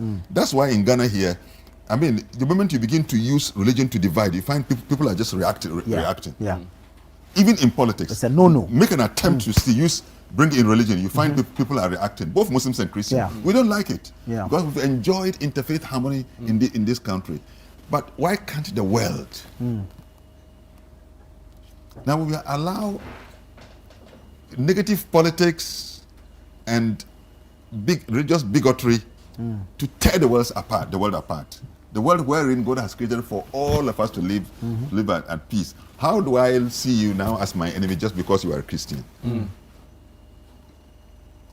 But my religion tells me to respect you because you are a human being. There's a principle of humanity. True. You know, so for example, the Quran will tell you that whoever kills a soul, you know, his sins shall be like he's killed the whole of the souls in the world. And whoever gives life to it, whoever gives life, his reward is like that who has given life to the whole of humanity. You know, so if you take this as a principle, but unfortunately, this is what is happening in that part of the world. We are concerned because those who want to journey now for pilgrimage to do the Umrah, the Lesser Hajj, for example, they are at risk. So you have a passion to travel to do your pilgrimage because of somebody's political ideology. I mean, you cannot do that. You go there at your own risk because they are throwing the missiles, you know, here and there, and attacking certain places, even within the precincts. You know, and then after Ramadan, for example, you know, what follows is the Hajj. So we don't know how long this is going to take. Is it going to affect us, our Hajj? So as Muslims, we are concerned. In Ghana here, say it whether you can't hide it. We are made up, Muslims, we are made up of different sects. So the Shiites are one of the yes, we have the Shiites. So we have the Ahl Sunnah, we have the Tijaniya, we have the Ahmadiyya. And our first Islamic university here was built by the Iranian cultural, I mean the Iranians. I mean, it's not a Shiite institution, all right, but those who have the belief in Shiites are those who built it. And that university has trained so many of our people who are now working in this country. You follow me? So when there's a trouble over there, even how does that university even run? You know, because it has brought us, you know, I mean, many of our young people, because we want to educate as many young Muslims as possible, so nobody uses them for the negative things. But so if that institution that provides that opportunity suffers because of what is happening, so it has economic and other implications. But broadly speaking, even the issue of the oil, our country is healing out of the economic troubles that we entered into, and the price of oil came down a bit, and everybody is happy because once price of oil comes down, it trickles, its benefits trickles even to what we buy, the food we eat, our transportation, and so on and so forth. So there's an economic... Sheikh, promise us that you come back. We need you I back. want you to say it on camera so that we can bring call you back. Yeah. But honestly... Yeah, it's been amazing. It's been very insightful. Yes. I think that's the word. Thank you so much for your time this morning. I'm grateful that you could join us. Pleasure. Thank you so much for the opportunity. There are plethora of questions that we have for you, so please, we'll call on you again. Yeah, anytime you are ready. We'll call on you again. We'll call on you again. But I think, thank you so much. My pleasure. Thank you so much for the opportunity. Right, Sheikh. And God bless you. God bless you too. Yes, God bless you too, Sheikh. Wow, Jude, this has been an interesting conversation. I have a lot more for him, but Charlie, time, The time flies, Yeah. So that's all time will allow us for our conversation on Ramadan and its essence. And we had a Muslim cleric, Sheikh Amiyao Shaibu. I said he's been around ever since I can recall. He told us that it's been since 2001 where he made his first national, public appearance on the stage. And since then, he's been offering a lot more insights and clarity on issues around faith. Also serves on the National Peace Council. Very important, you have to add. We have a lot more for you on Breakfast Daily, right? The Wazumbians are still here, and they are promising to take us to a different level. But I want a quick break. When we come back, we delve into other segments of the show. Don't go away.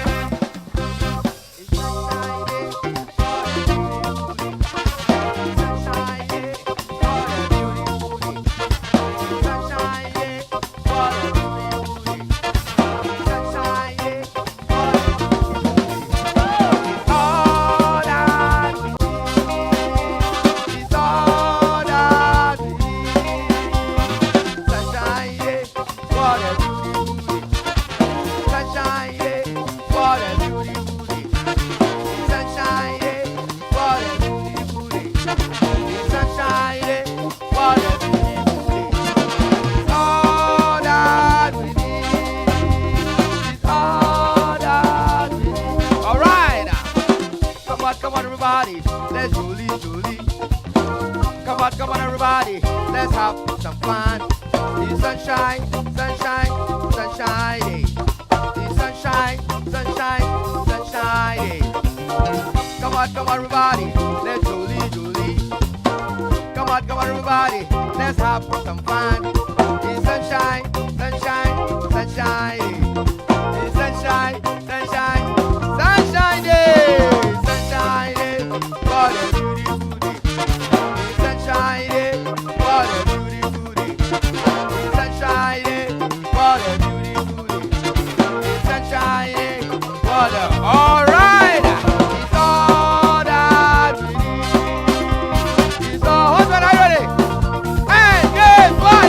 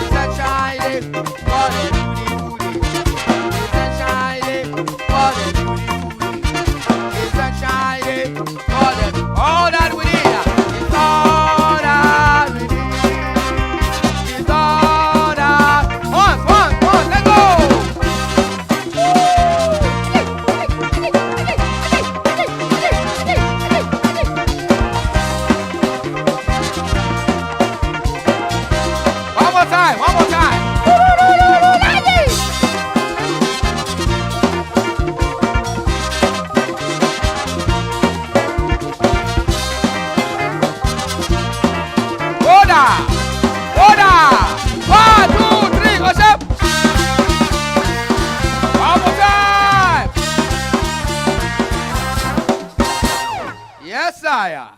All right. Okay, let's go.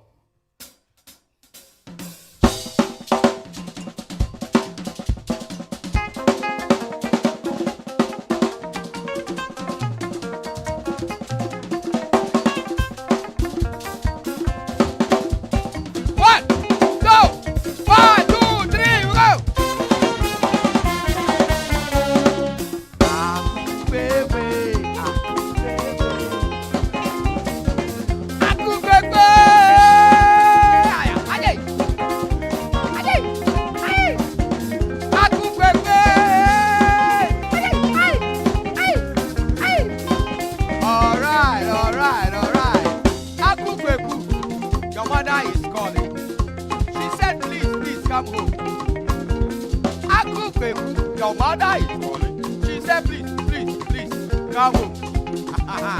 The danger out there is too much, my baby. Please, come home. The danger out there is too much, my baby. Please, go.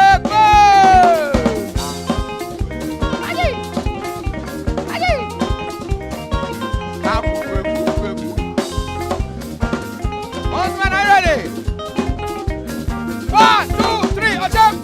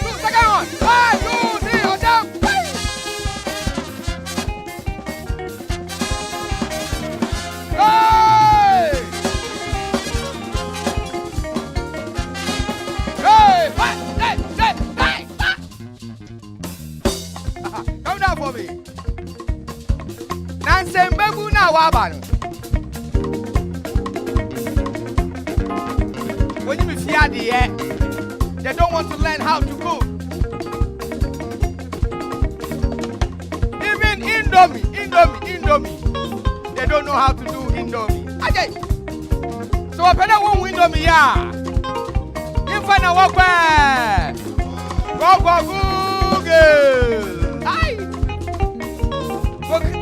Where's that? Next to you. Mesafia Wabe. Nansen when you here. When you may say what's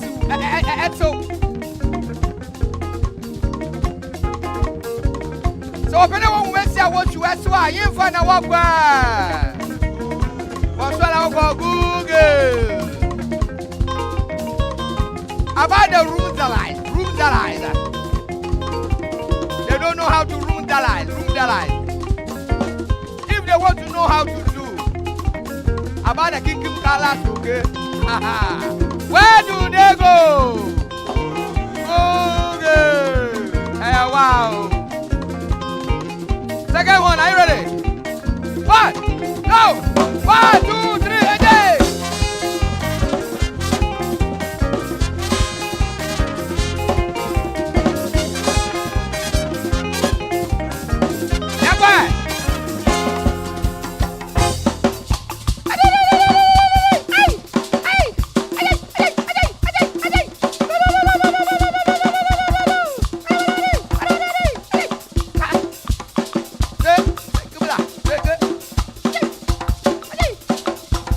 This is Africa.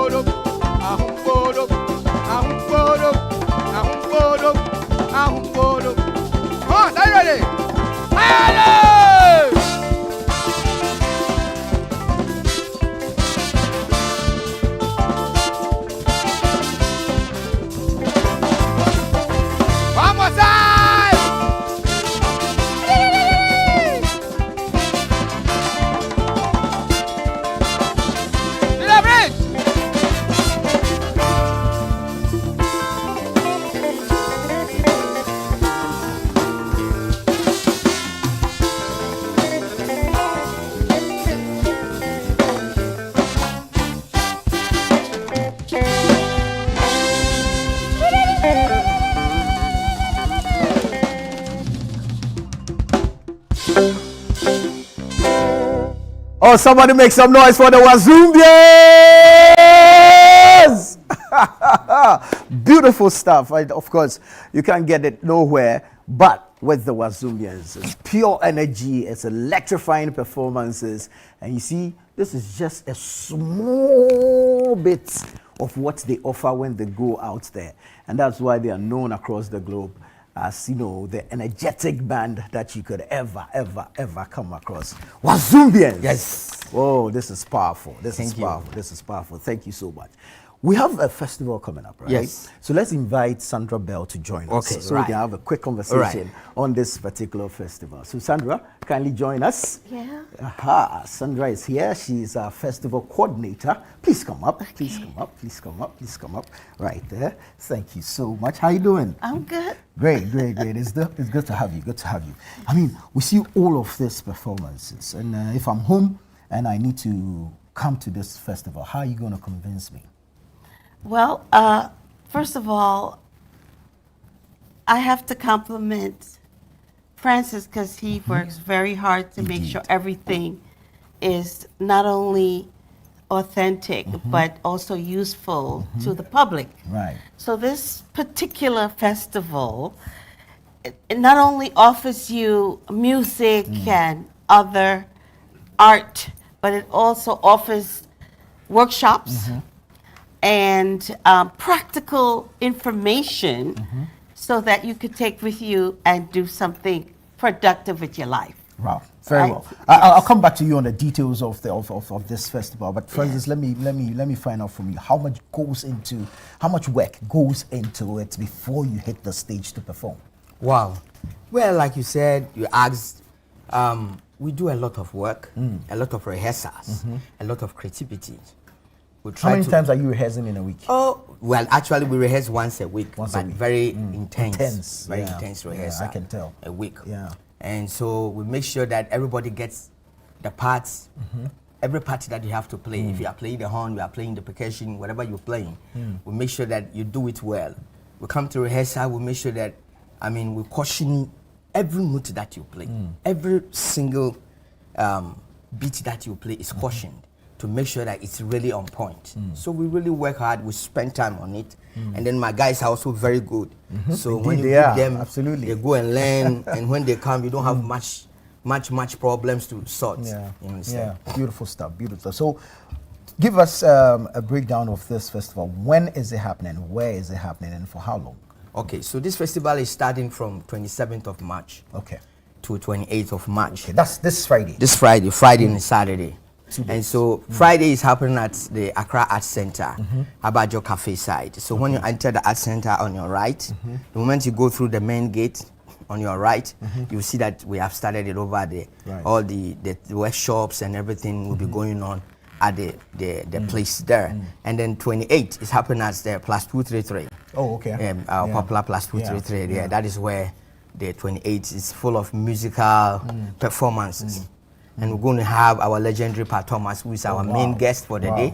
And we're having an artist coming all the way from South America, and she is Rosalind. And then we have another one, Edgy and Vika, who are also coming from South America.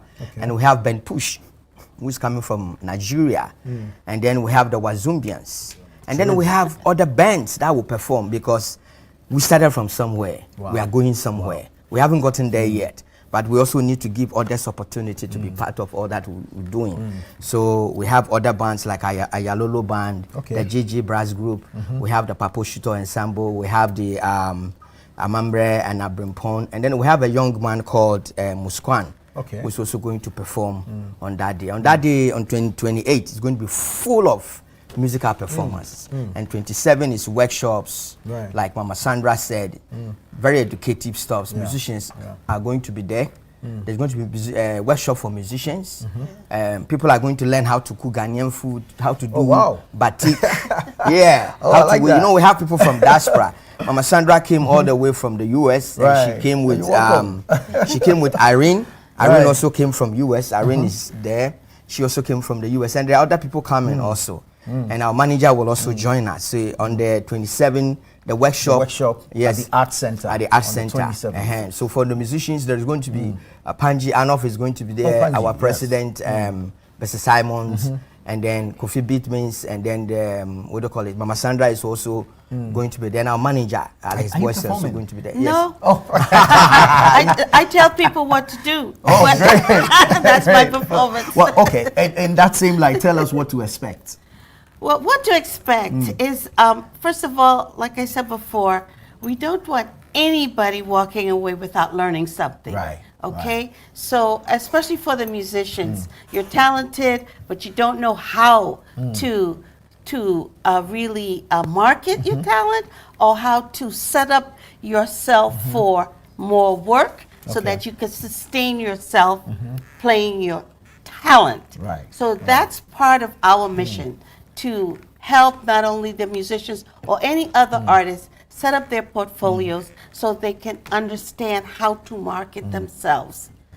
You know, those intricacies. You know, that's why you have manager to do that work. But it's important for the artists to know the roots and how to do it themselves. Right. Because they're not gonna, nobody's gonna manage you at first. Okay, so this is an education for the artists. Wonderful, wonderful. So how is this structured? It's a 2-day event. You're going to have the workshop on day 1, and then you have the performances on day 2. So is it ticketed? Is it for free? I know definitely the 28th will not be free. Yes, exactly. Tell us about it. Give us a breakdown. All right, so the 27th is free. Okay. At the Art Center. We want everybody to come and learn something. Any creative can just come to the Art Center. Come and learn something. We also have even a school coming all the way from, I think, Tema, getting to Tema area, but they will also be coming to learn. And so the 27 is solely free, but the 28 is just 100 Ghana cedis. We didn't want to charge more. We just want something that everybody can afford. How generous of you. Yeah. That's very generous. Everybody can afford and be there. Right. So the 28 is at plus 233, and it's just 100 Ghana cedi. We want people, in fact, bring everybody there. We want that place to be overpacked. Yeah. Very well, very well. Francis, thank you so much. Wazumians, thank you so much. Thank you also so much. Miss Bell. We're grateful. If we say Miss Bell, you know there's a lady here called Miss Bell. Oh, really? She's an artist. Oh, called Miss Bell. let's meet her. Yeah. Hopefully you get to meet her before you leave. Yeah. But thank you so much, and we wish you well. We look forward to the experience over the weekend. Yes, but before you go, can I say thank you to one or two persons who have helped us? Please do. Yeah, we have had the opportunity to get help from Hallmark Cafe. Okay. Who is a restaurant. Oh yeah, there are people. Yes, Hallmark Cafe. They are doing fantastic a lot. People. Yeah. Yes, they're going to be there, supply food. Wow. No, you need to visit Hallmark Cafe. Their food are mwah. And then also, let me also forget to add it to this young man at Art Center. His name is George. He has been doing wonder. We know these clothes. The African clothes, great. A lot for us. When you go to our center, I need to see George. just ask of George. Yes, George. He does. I need to see George. Yes, I need and to see then George. other people have also, and the Astike sound, so it's going to give us sound, and so many other people who are also helping us. I want to say thank you to them as well. Beautiful. Yeah. All right, thank you so much, Francis. Thank you to the Wazoomians. Thank you, Mama Bell. And thank you to every one of you, the Wazoomians. You're still watching Breakfast Daily here on Channel 1 Television. Stay with us. We'll be right back. Ago.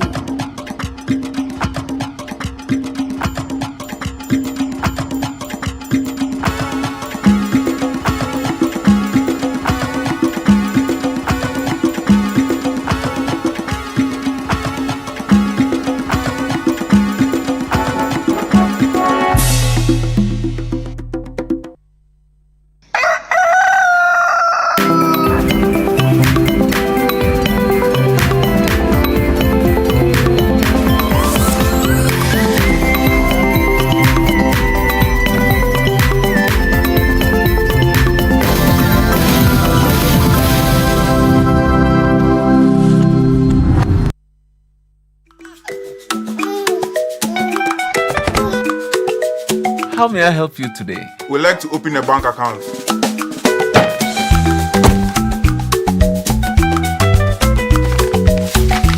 Sign here, sign here, sign here, and here. And now you draw direction to your house. I need your thumbprint. And I'll need your birth certificate too. No, I need the original. A lot has changed since you banked like this. So have we.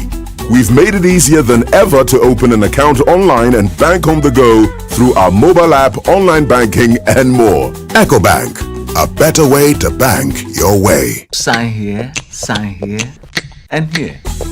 EcoBank, the Pan-African Bank.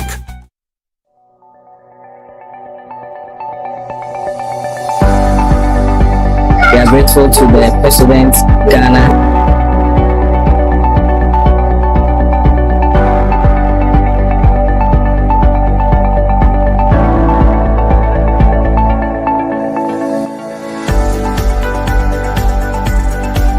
Ubechi akosuru say uchuko suru saria uba inside so ubeye ne say no dey about bonting.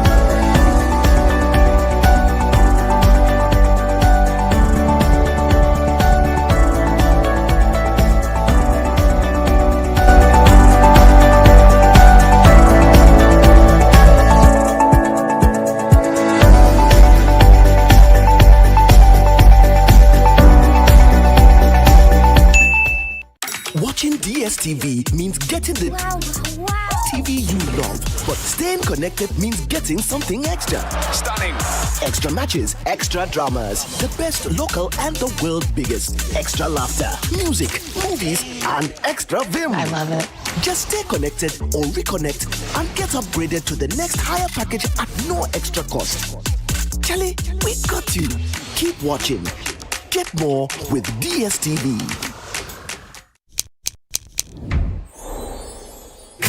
Verna is clean, fresh and safe. I'm holding my Verna bottle.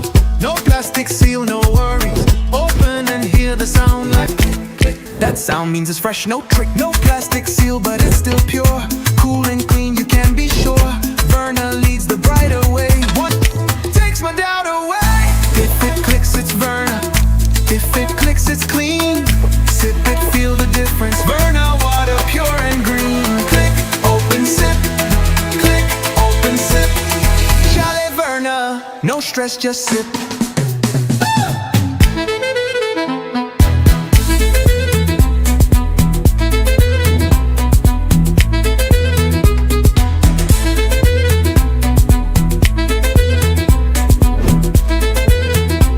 Charlie Verna, no stress, just sip. This advert is FDA approved. Feel the energy and reconnect with your roots this March at the Back to Your Village Food Festival 2026. Join us for a celebration of Ghanaian culture and cuisine from all across the country. Northern, Akan, and Southern villages will all be represented. It's more than just food. It's about culture, family, and memories that last a lifetime. Let's come together this March to discover the flavors that make us who we are. The date is 28th and 29th of March 2026. Venue is the A4 Sutherland Children's Park. The time is 10 a.m. through till 6 p.m. each day. Interested vendors can register by calling 0205-973-973. The Back to Your Village Food Festival 2026 is powered by Channel 1 TV with support from 97.3 City FM and is proudly sponsored by EcoBank, Gino, GD Shito, and Munchie Biscuits.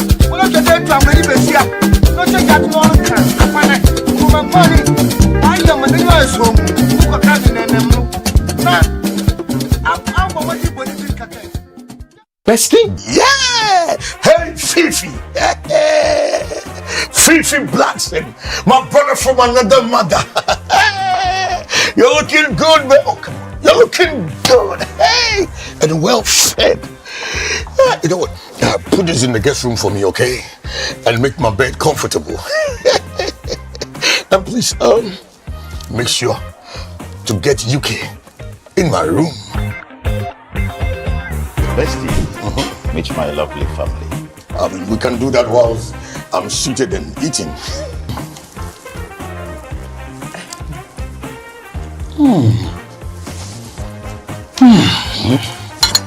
Super. Amazing. It tastes good and better, more than the food we have here in the UK. Well, thank you very much. much for the compliment, Uncle Bestie. In fact, I wouldn't mind packaging some for you on your way out. That's so kind of you, huh? Okay. I don't worry, sir. Why don't you rather cook some for me on the day I'll be leaving? The Blanksense premieres on Thursday, April 2nd, 2026 at 7:30 p.m. on Channel 1 TV. The vibe is too much.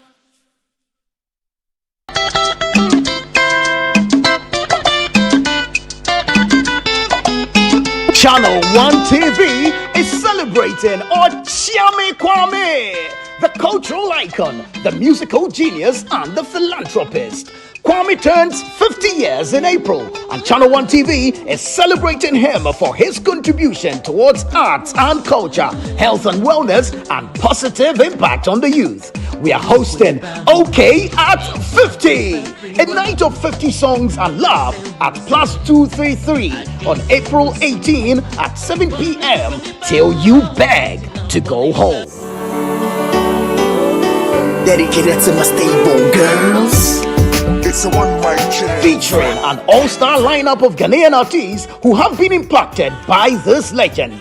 Kiddy, Kwame Eugene, Brothers, Sister Fia, Amrado, Miss V, Abochi, Kwabna, Akwabua, Raskuku, Adina, Abiana, Kweku Darlington, and King Paluta. 10 artists performing 50 songs. It's going to be an all-white party with a purpose. Okyeame wishes to build a pediatric emergency center at Menchia. You see, this is why we love OK. His legacy goes beyond music. Let's celebrate a jam. 1,000 cedis for regular, 1,500 cedis for premium.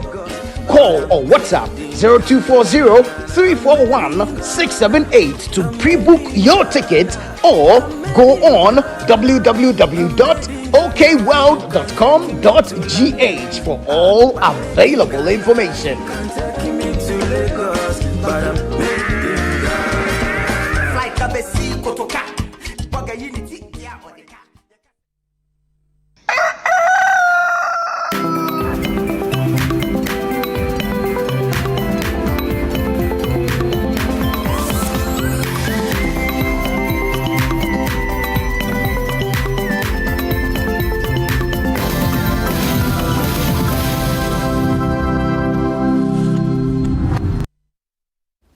Welcome back. This is Breakfast Daily right here on Channel 1 TV. My name is Jude Duncan. It's now time for a very important conversation on technology, the rise of artificial intelligence, and very importantly, issues around gender-based violence. I have three amazing women already seated here in the studio to help bring some insights to this particular conversation. I'll start off with Professor, the name is Chowdhury, right? Professor Chowdhury, Shazia.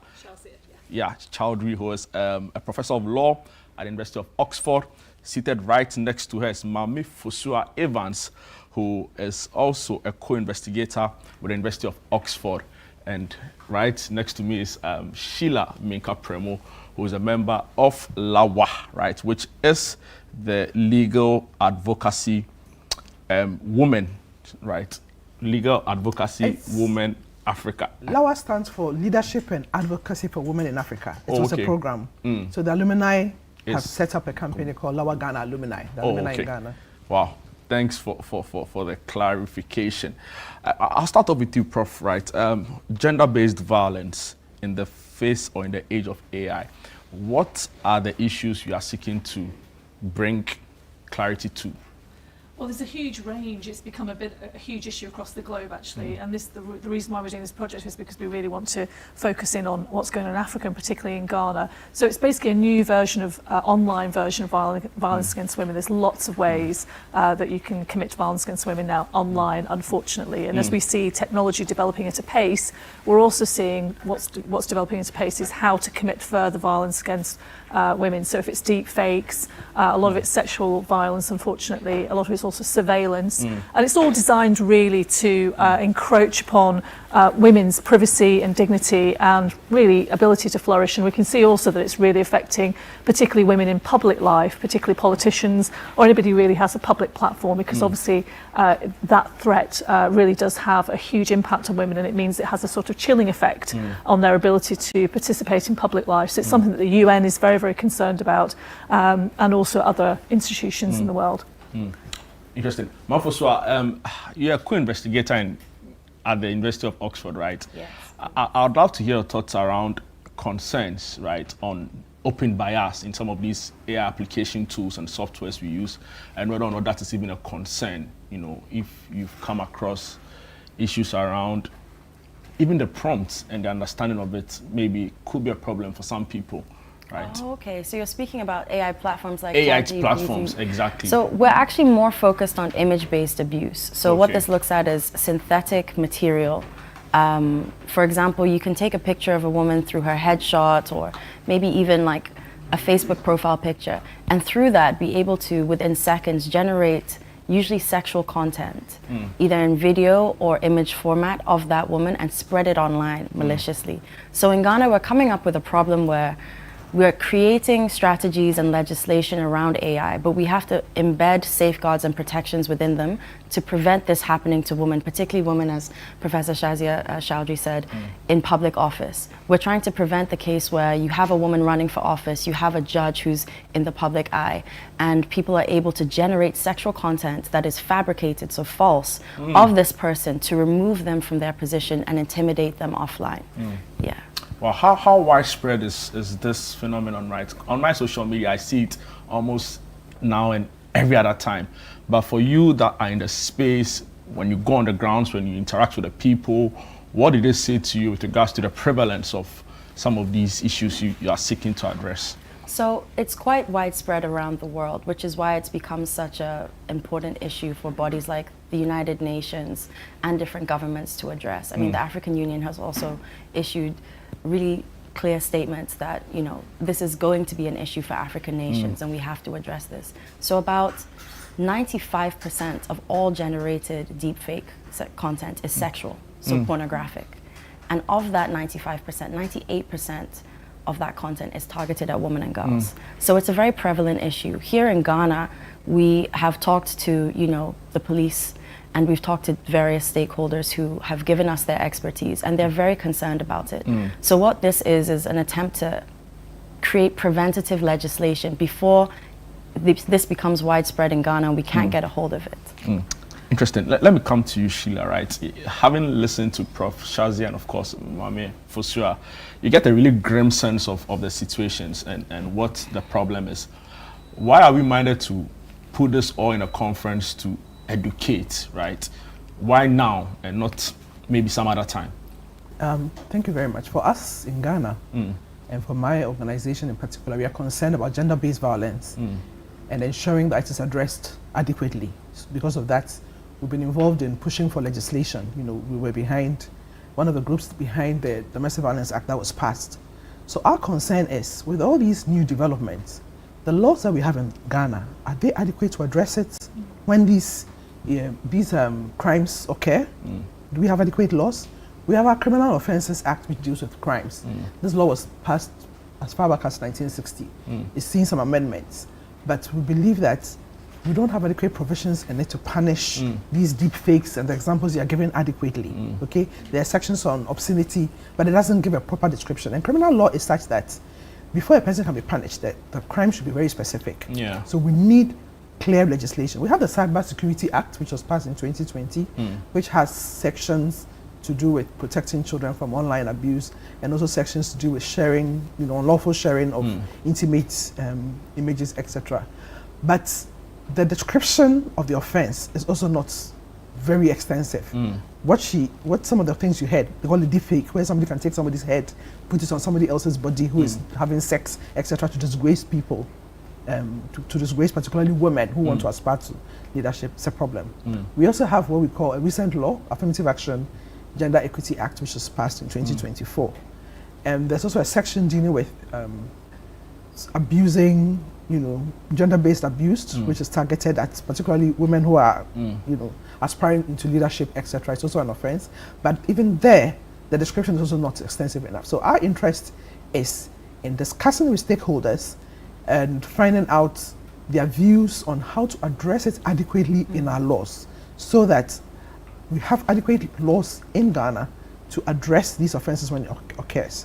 We're also interested in the education part as well, to raise awareness about the issue. And I'll come back to you on the education and what you'll be doing post the conference. But is it more of an enforcement of the law, or it's a challenge with the law itself? There's a challenge with the law, because the laws we have are not adequate. They are not adequate because, when people are making laws, you have to have an idea of the nature of the offense, okay? Most of these are new forms of AI-generated things that are laws, as far as we are concerned, haven't captured well. So even if people do it and it results in people suffering a lot of abuse and, being very miserable with their lives, people may go unpunished because we don't have any clear legislation which describes this form of abuse and punishes it as well. So we do need laws, and that's why we are partnering with a team from Oxford University to do more work. They have done a lot of research, and we locally are partnering with them, consulting stakeholders to ensure that at the end we have very clear legislation to address this form of abuse. Wow. Very recently, we saw a video that shook a lot of Ghanaians, right, involving a woman with a baby in hand who was harassed by some people who had gone to, take money from her after she had, requested for a loan, right? It didn't really go down our sections of the public, and it brings to the fore again issues around abuse, right, where people are, maligned, on social media, online. I want to frame the question properly, right? What would you say are the issues around this, right? So, for example, with this particular video, she was saying that she didn't deserve what was being done to her. So I want you to just talk to us again on the dangers, right? Maybe in a nutshell. So I think that sounds, I haven't seen the video, but it sounds like it was public shaming of a woman as well. So there's definitely a gendered dimension to public shaming, as we know from lots of research. In a way we don't see with men. Yeah, usually. in a way that we don't see with men in the same way. I mean, I'm not saying men aren't susceptible to public shaming, but there's definitely a gender dimension to what happens to women online. So I think there's lots of issues that are raised by this. It's about people's dignity, and we see this in general with the development of social media, that we haven't, I think, as societies across the world, really had time to stop and think about the impact that social media, and it's very quick, it's very fast, and as you say, it goes viral very quickly. So this is really where I think we need to develop in partnership with online media platforms as well, and they have a responsibility because they're developing this technology, but whilst they're developing it, they also need to think about what safeguards they actually put in place for people who are using it. So lots of this, one of the things that we're doing with this project is introducing research from other countries and also how other countries have dealt with it in an effort really to inform the process that's going on in Ghana. And it really provides an opportunity for Ghana, I think, and it's really exciting for Ghana to take a huge lead in this in terms of the region, because we're seeing that Ghana has been really quite good in terms of wanting to develop legislation in this area. So as you say, to answer your question in terms of specifics, these things will unfortunately continue happening, but what's important is that we continue to be outraged. What we don't want is a society where outrage is just gone, right? So that's one of the problems with social media, is that become desensitized to these sort of videos. So I'm actually quite pleased that people were outraged, because we're seeing in other societies that people are becoming desensitized to seeing women being abused online. Interesting. And beyond the issues around that, would you also say that it's important that government has a direct role to play in this, right? You have the gender ministry who often comment on these issues.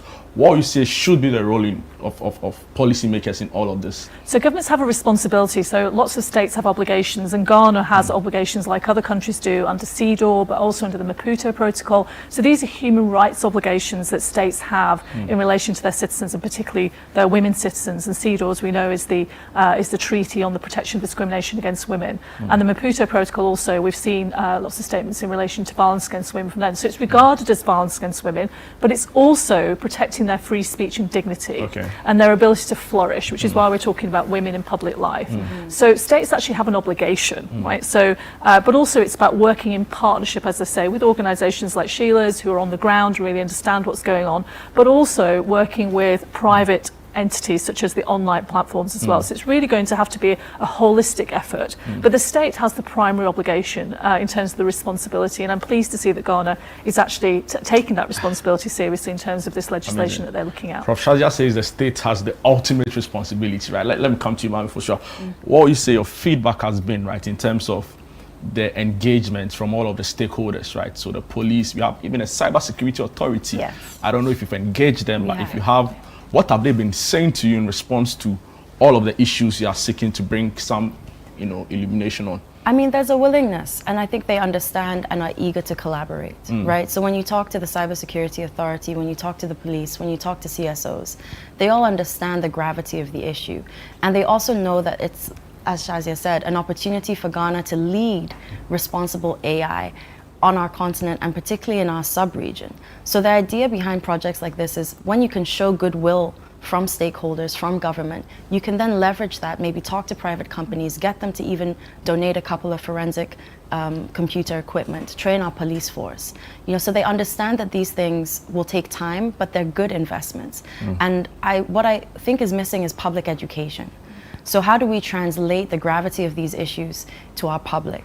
There are instances all over the world where this has infiltrated schools. So you have young boys creating, majoritarily, unfortunately, young boys creating pornographic content of young girls, teenage girls, and they drop out of school. Some even kill themselves. Wow. No, it's serious, and I don't think people understand that what happens online can follow you offline.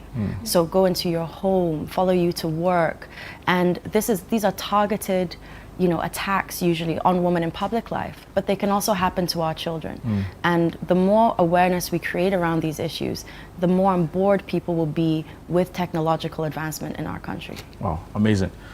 Wow, Sheila, is there anything else you should know about this upcoming conference? What are some of the topics you'll be treating? Are there any invited guests you want to talk about, and what they'll be talking about at this event? Okay, so this meeting is scheduled for tomorrow, the 24th of March at Alisa Hotel. It's just a small group of, carefully selected stakeholders, including people from the security services. Within the police service, we have the Domestic Violence Victim Support Unit. We also have the Cyber Crime Unit.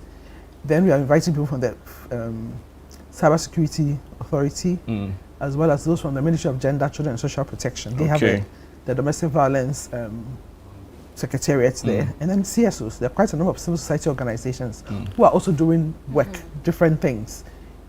With regard to some are providing services, some are also doing research like we are doing. The idea is to be able to consult with key stakeholders to discuss what the problem is. We hope the Oxford team from Oxford have done extensive research. They will show their research, and then we'll look at possible solutions.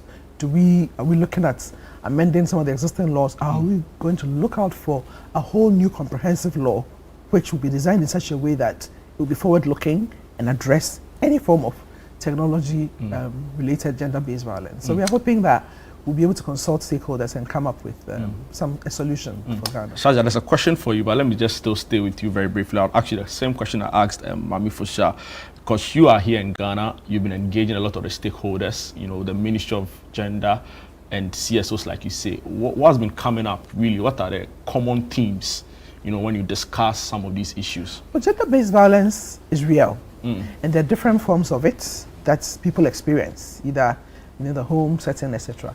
And there's a gradual increase in the technology-facilitated one. It is used to, as you've already heard, gag women in leadership who want to, go far. They would create something online or embarrass you online, and sometimes will stop you from even progressing. So it affects different aspects of people's lives, their labor, their right to work. It affects people in their personal lives, even at home. If somebody sends a fake video about you relating to some sexual act, in our society, such things are so abhorrent, and it can cause problems at home, causes psychological problems, and as you've already heard, it can even lead to people trying to commit suicide because you are stigmatized. You know, in Ghana, you, the victim, get stigmatized and become very embarrassing. In the meantime, we also don't have adequate facilities to care for such people. We need, some of them may need shelters to be at least hide for a while whilst they get psychological treatments, etc. So the problem is real, and we need to discuss the solutions in terms of how to address it adequately and how to make people also aware of it as well. There was a message that wanted you, Prof. Shazia, to touch on the cultural elements of this, right? And I don't know what the person means by cultural elements, but clearly a person is referencing a video that was widely shared on social media, I think 2-3 days ago. We've not been able to independently verify it, of some young men in, I think, Nigeria, you know, who were openly harassing women, you know, and I think the point is, what should be some clear common approaches a government like ours or a country like ours can adopt going forward, right? I know a lot to be said at the conference, but maybe for those who may not be able to attend, so we are all on the same page. So I think in terms of tackling, so I said you need a holistic response. So I think you also need to involve men and boys in this process as well. So talking to men and boys about responsible behaviour and irresponsible behaviour and what actually is abusive behaviour and recognising that. So I think it's about working with men and boys. I think it's about, I say, cultural things take a long time.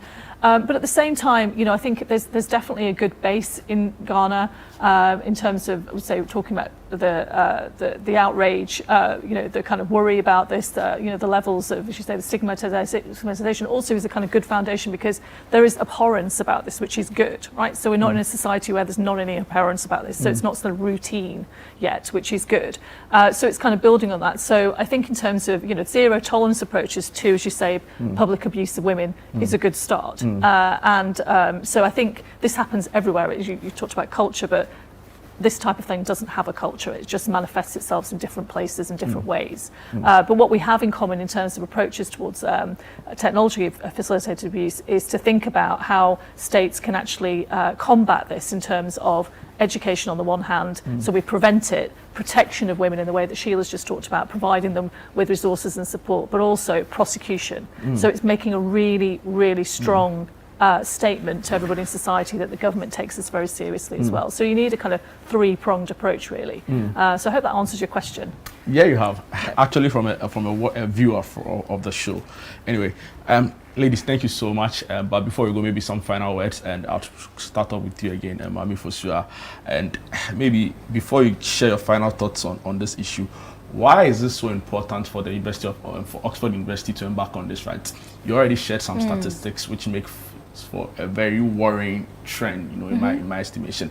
But of all the issues, right, why gender-based violence and why University of Oxford? Maybe then you can add your final thoughts. I mean, I think one part of that is that for a society like Ghana, we're increasingly online. Our politics, people are increasingly on social media, they look to their news channels. So these are platforms where people will start to actually believe what they see. And more people are on those platforms. So it's pressing. That's the one hand. A university like Oxford, as you know, is very politically charged and in its own way carries authority and is well resourced. So they try to the best of their ability to lend, you know, funding, resources to issues that they see at the front of the line. And this, because it is a pressing issue, is at the front of the line. Because I'm a student there, I'm doing my PhD, this is a project that I'd come to Professor Shazia Chowdhury for and partnered with Auntie Sheila with as well, and they are supporting me and us in that regard. So that's one part of it. I also just wanted to touch on the comment that you made before, because what's going on in Nigeria, in Delta State, I think is. Did you see the video? I saw the videos. It's terrible, right? And they're verified that these are women who were raped, sexually harassed, chased down the streets, molested, because of traditions that we have. These traditions are outdated and they justify a logic that harms women. We need to be able to talk about this bluntly in our society. And I think, you know, it's outrage that should not just come from women, but should come from young men too, and men too in general, because it has no place in our society. It has no place in our society, and I completely agree with you on that. Sheila, maybe I want you to just rehash the event details and maybe your final words. Okay, so as I said, it's happening tomorrow, 24th of March at Alisa Hotels. Just a small group of people that we are consulting, sharing what and findings have been made, and then sort of discussing the solution in terms of law reform, in terms of education, approaches that could be used to try to address the problem. For us at Lawa Ghana, we are partnering with them because one of our key objectives is to look for areas within the Ghanaian legal terrain where there's either lack of adequate legislation or policy, and then we work with partners to try to find a solution. And like I said, we've done this before, so we are hopeful that we can also work with them to find a solution. And on the cultural thing, for us in Ghana, in our constitution, there's a very important clause, article in our constitution, which I like very much, Article 26 of our constitution. It says that any customary practice which is injurious to a person is prohibited. So for us in Ghana, that has been used to, address many cultural practices which were found to be inimical. I'm sure you've heard about widow rights, trocosi, yes, they are all in the Criminal Offences Act. Yes. They've all been puberty rights. Not all the puberty rights, but the parts of it which are harmful. Can I put you on the spot? Is it about time we relook, elements of that, right? Where you have young girls, bare-chested in the public view, all sorts of things happening in the background. But from what I also know, with time, most of the cultural practices are being modified. Okay. They would still do the one with the beads and the cloth over their private parts, and then put something around their chest. So people are aware that you can't just do anything which harms somebody, either physically or emotionally, etc. Yeah. So the cultural practices, some of them, those which are very harmful, they are being modified. Yeah. Of course, the ones that enough research has been done to show what harm they cause. They are prohibited in the Criminal Offences Act. You mentioned widowhood rights. It says that some form of widowhood rights still goes on, but it says any aspect of it which harms a person is prohibited. Wow. Will the findings be made public? Of our research? Definitely, because we want to use the findings as information for advocacy. For policy, right? For policy, yes, policy, law reform, etc. So it will definitely be made public. Do you know when? Oh, once we finish, we'll put the report together, tease out the key findings. I'm interested in the report already. Well, we have to go back to Oxford. We're having a workshop. We have a Oxford workship in Oxford as well. Yes, there'll be another follow-up workshop in Oxford as well to share findings. But eventually, we will make public. Like I said, Lawa Ghana, since we were set up in 1999, we've done a lot of things like this with other stakeholders, sometimes even in the form of coalitions. And the results are such that you have to share along the line to gain public acceptance of what you're coming up with and to share the information. So definitely it will be made public. Yes. Amazing, because I'm personally interested in it. Professor Shazia Chowdhury, I like the name. You have the final word. Well, I'm just really excited by this opportunity for us to engage on this topic, and I keep saying it, but I think it's really, really exciting that Ghana can take a real lead in this area, and this is evidence of it. And the reason why Oxford has funded this project very generously is because we do lots of work on public policy impact, and clearly has seen the potential in the work that Sheila's been doing with her brilliant organisation to bring, as I say, all these organisations, the public sector and also hopefully the private sector in turn, to work together on this, and so Ghana can step forward, and try to prevent this before it becomes a much bigger problem. Amazing. 3 things I take from this: Ghana has set the lead in that regard. The boys and the men need to come along. It's very important, right? And finally, the need for a review of outdated cultural practices that set us back. I hope I got the 3 things quite spot on. Plus, we need to address technology facilitated.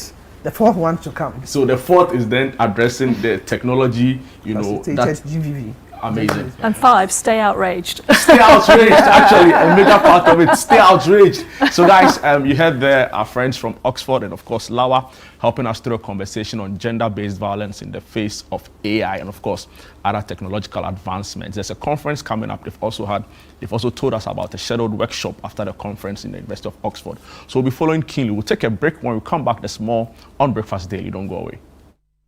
Ago.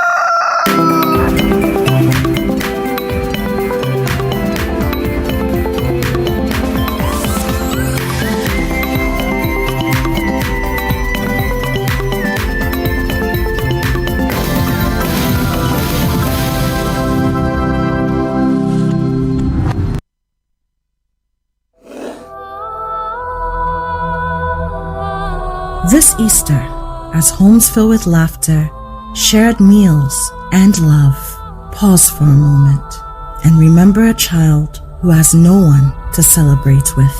Across Ghana, children in selected orphanages are hoping for care, hoping for comfort, hoping for kindness. You can be the reason a child smiles this Easter. Support the Easter Orphan Project 2026. Your donation in cash or in kind will provide warm meals, clothing, school supplies, and essential care for their well-being. Send your mobile money donation to 0550-900-006 or write a check in the name of the City FM Foundation. You may also bring your donation to Channel One TV in Tesano, Accra, Ghana. You can donate milk, sugar, rice, toys, books, or detergent. For more information, visit www.citynewsroom.com or call 0550-900-006 or 0302-226-013. The Easter Orphan Project comes off on Monday, 6 April 2026 and is powered by 97.3 City FM with support from Channel One TV.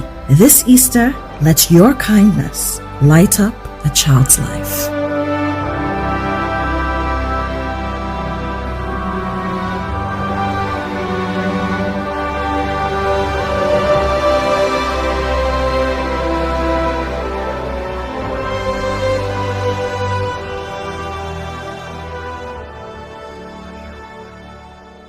Welcome to The Point of View. This is your favorite current affairs show here on Channel One Television. On The Point of View, we pick the right topics, get the right guests, and ask them relevant questions on issues that matter to you. With the complexities of the issues happening around us on a daily basis, it's the hard-hitting conversations and the probing questions of The Point of View. So what is the Public Account Committee's job? So what we do is to scrutinize, clarify, and find out why certain infractions have been made. What do these IMF programs try to do? The current program is for budget support. Okay. There are no projects attached. That teases apart the twisted entanglements of politics and governance, as well as religious and social discourse. The Point of View brings you the policymakers and duty bearers and drills down to the very bottom of issue. What authority do you have? The Point of View airs every Monday and Wednesday at 9 p.m. only on Channel One TV.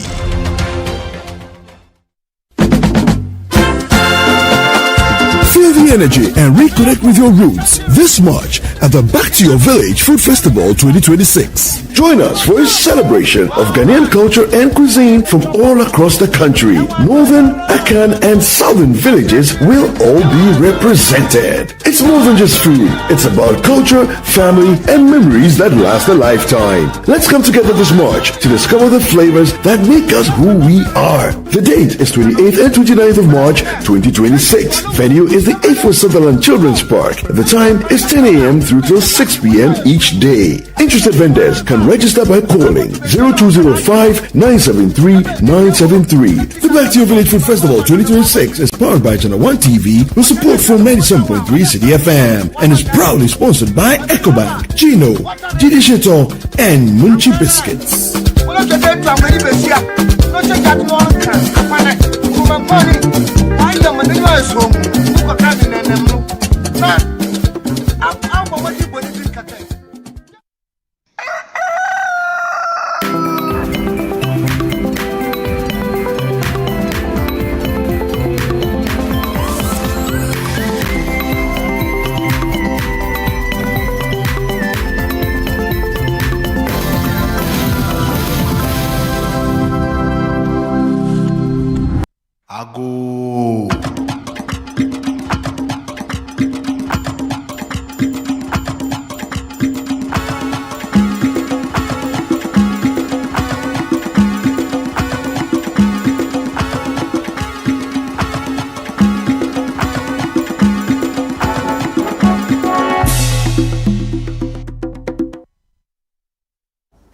Hello again. Thank you so much for staying with us. This is Breakfast Daily on Channel 1 Television.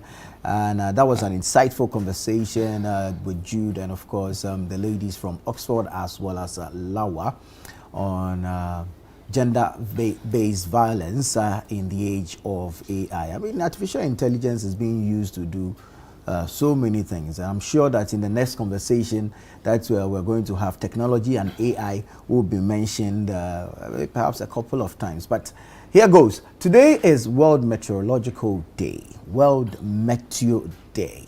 It's a big day for the players in the space, and all of us should be interested. And so what we're going to do is to have a conversation on practical guidance for the public, and then policy-related messages that will help build a climate-resilient Ghana. So joining me for this conversation is a very big man. Yeah, he's a very big man. He doesn't like it when you give him fans, but we will give him fans anyways. Dr. Ignatius Kweku-Williams is the Deputy Director General of the Ghana Meteorological Agency. Doc, good morning and welcome. It's good to have you. Good morning, Nana Tufo. Doc, you're looking sharp. Thank you. Has something changed at Ghana Meteo? A lot has changed. A lot has changed. Yes. It's reflecting on you. You can see. But anyways, you're welcome. World Meteo Day. We know our theme for this year is observing today, protecting tomorrow. But tell us a brief history of World Meteo Day, World Meteorological Day. You call it WMO. So the WMO is the World Meteorological Organization. Yeah. Yes. And because of the World Meteorological Organization, every year a day has been set aside to mark the establishment of the World Meteorological Organization. And this is the 23rd of March. And in being able to celebrate that, we recognize the importance of weather, climate, as well as water services.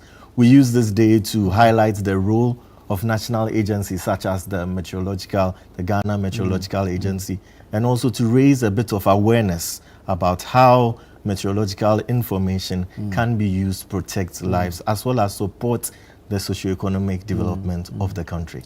Very well. It's quite obviously a relevant day, but we want to look at the importance, and then we zero in on the theme, observing today, protecting tomorrow, and how it resonates with us as a country. Okay, thank you very much again. When we talk about weather and climate services, I think it plays a key role in major sectors across board. If we look at the aviation sector, before you take off, before you land, weather information is very critical to the operation of these aircrafts. When it comes to agriculture, Ghana is usually, it's a rain-fed agricultural industry. So before you can even plant your crops, you need to be able to tell when it's going to rain, when it's going to stop, how much rain is even going to come. And even in their daily activities, farmers need such information before they can do activities such as even spraying. Even before you go out as a market woman. And I would always want to leave this tagline, have you checked the weather forecast? Because even in our markets, our women would spread their wares on the ground and hoping to make some sales. Should it start to rain and they are not aware of it, they are going to have some economic loss to their property as well. If you're driving, and usually used to happen to me a lot, on the day you decide that you are going to wash your car, you come back and immediately it rains. So we need to consider exactly. You need to consider a lot of these things before you go out. Today, maybe before stepping out briefly, you wanted to do some laundry and you put it outside, not knowing what the forecast is going to be. Is it optimum conditions where it's going to dry your clothes faster? Is it going to rain maybe in the afternoon where there's no one home to take your stuff off the drying line? So this is why we need to follow some of these events and to be able to mark the significance of the World Meteorological Day.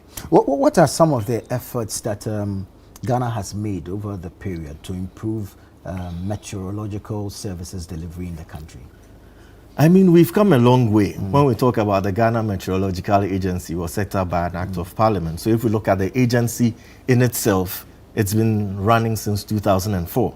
But if we come to the actual operations of the agency, we've been running since the 1800s, where we had weather observations being collected in areas such as Ibri, and also along the English colonies along the West African coast.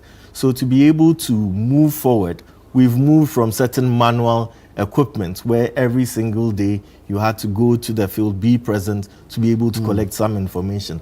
Now we've invested in certain infrastructure. We call them automatic weather stations. Okay. You don't need to be physically there. This is where everything is automated. Information is being collected and being relayed for forecasters to be able to use this information.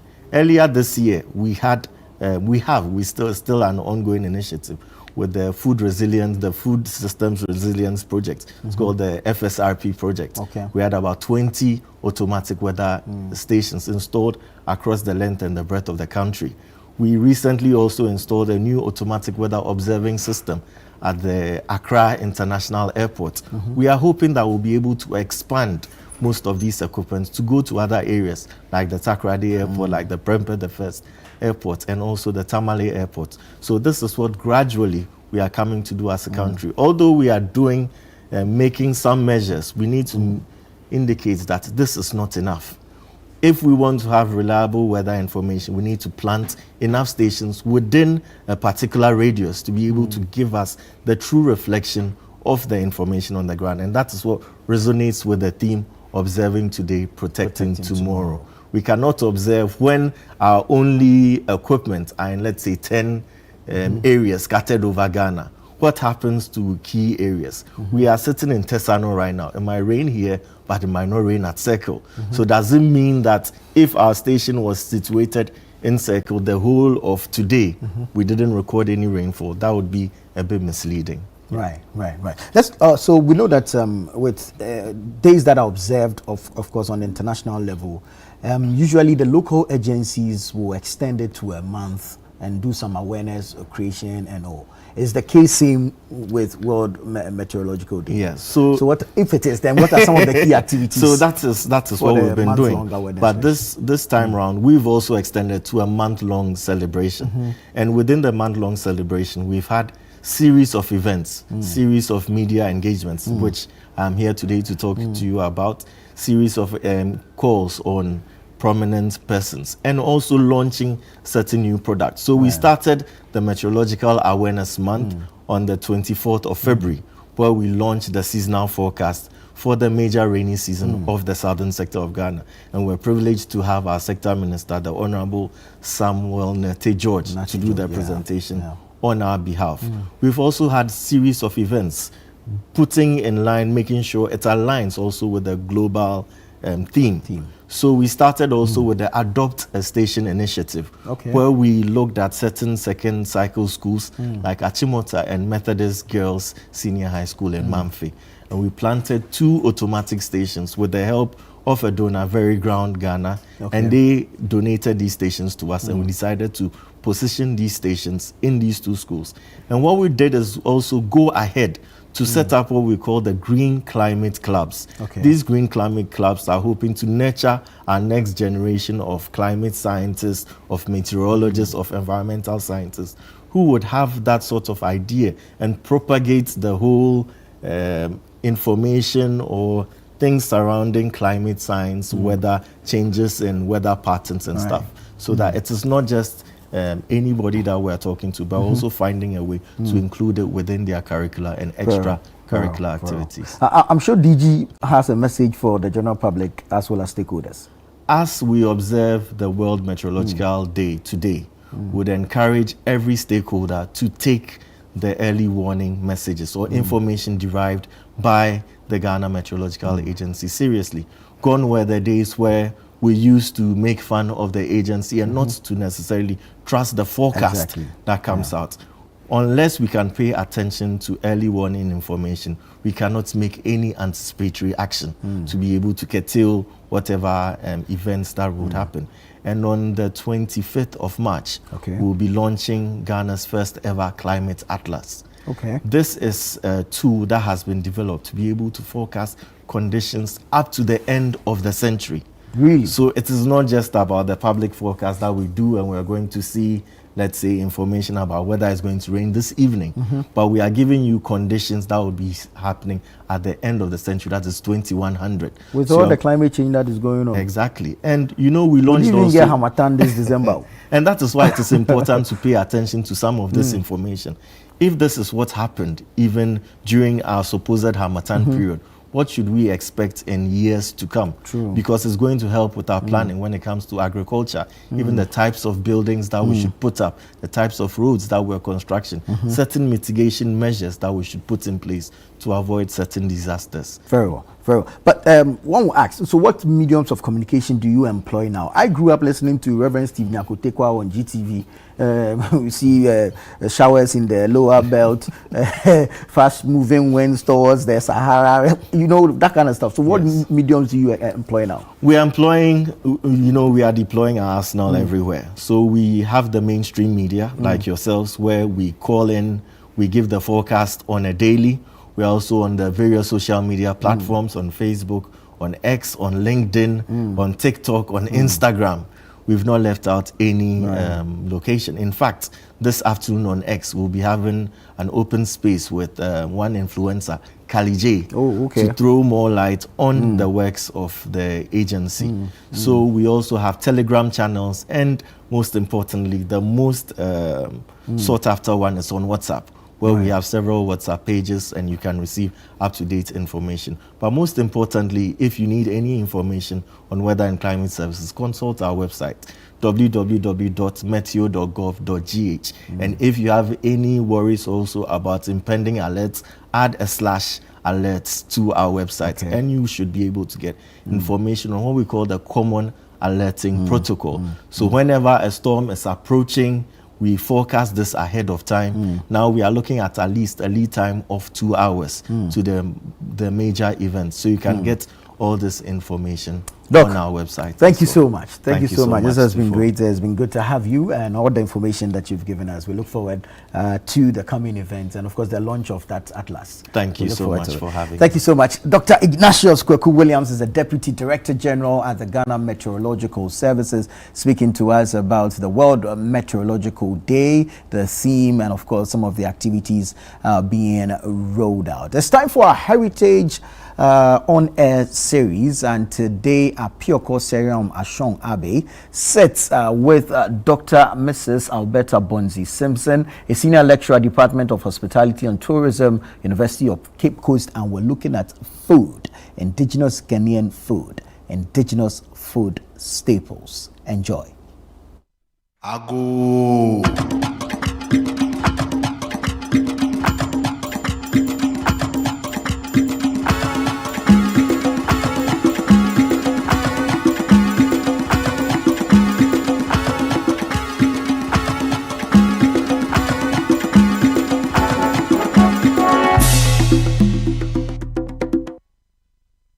Hello there. You're very welcome to the Heritage On Air Series 2026 right here on Channel 1 TV and City FM.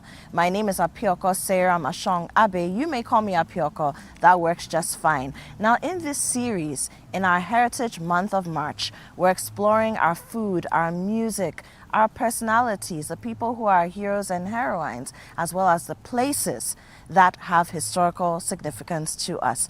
And I have the pleasure and the honor of taking you through the journey of Ghanaian food. Across the length and breadth of Ghana, we're exploring our culinary heritage. Now today, we're going to be talking about Ghanaian staples. What are they? What qualifies something to be called a staple in the first place? And what do we use them for? How do we eat them? Now, I won't be doing this by myself. I have a guest, but I'll introduce her to you after this breather. Do remember, do not forget, that this series is proudly sponsored by GTP. We'll be right back.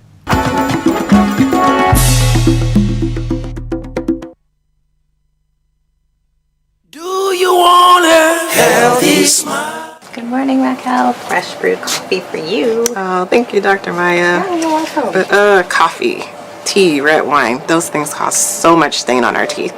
But I like to tell my patients that cosmetic whitening is a great, safe, effective way to brighten your teeth, like 4 to 6 shades lighter. So it's important to come in to get an assessment on your teeth to make sure you're a good candidate for whitening, because we want to make sure you have a good foundation. Yes, I definitely agree. Like you said, and it could be done right here at Bethel Dental. I also like to make sure patients realize you need to get your whitening done by a licensed dentist or dental hygienist. So that way you can make sure you're getting the correct product, it's safe, you don't get any burning on your gums, you don't get any sensitivity with your teeth. So those things are super important when you're looking for a place to whiten. Yes, so why wait? Schedule your appointment today. Healthy Smile. In the heart of Africa, where the warmth of our people meets the beauty of our land, there's a pride that soars high. Welcome to South African Airways. At SAA, we're more than an airline. From the golden sands of Cape Town to the thundering Victoria Falls, from the turquoise waters of Mauritius to the pristine beaches of Perth, let South African Airways take you on a journey you'll never forget.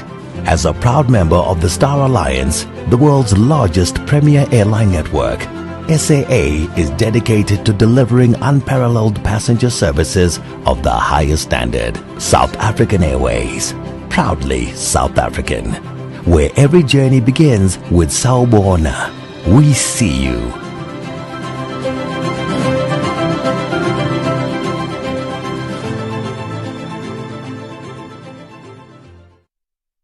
Ago.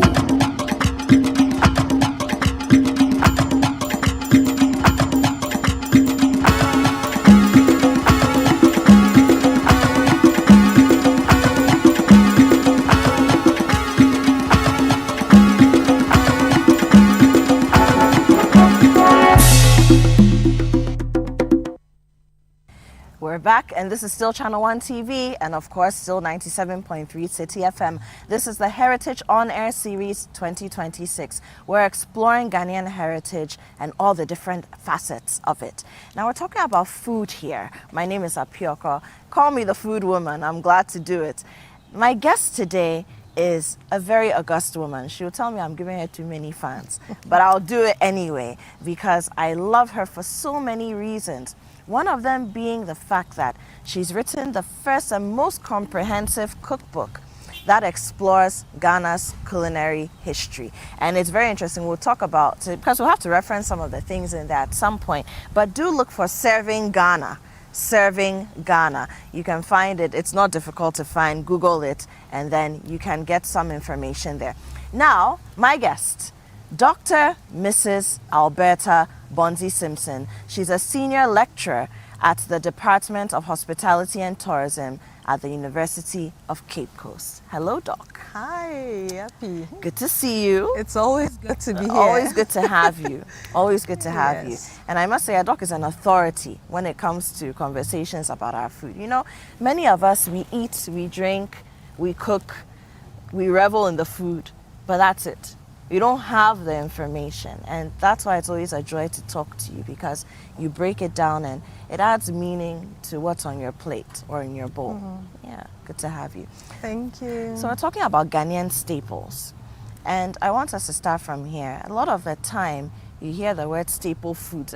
You did social studies, you did what's it called, vocational skills, if you did catering, as staple foods, What is a staple food, and what qualifies a food or a food item to be a staple in the first place? Okay, so when we say staple food, basically it is food that is eaten almost on a daily basis by a people, and it is readily available. It contributes hugely to their nutritional and energy intake, and it has long shelf life and does not require so much processing.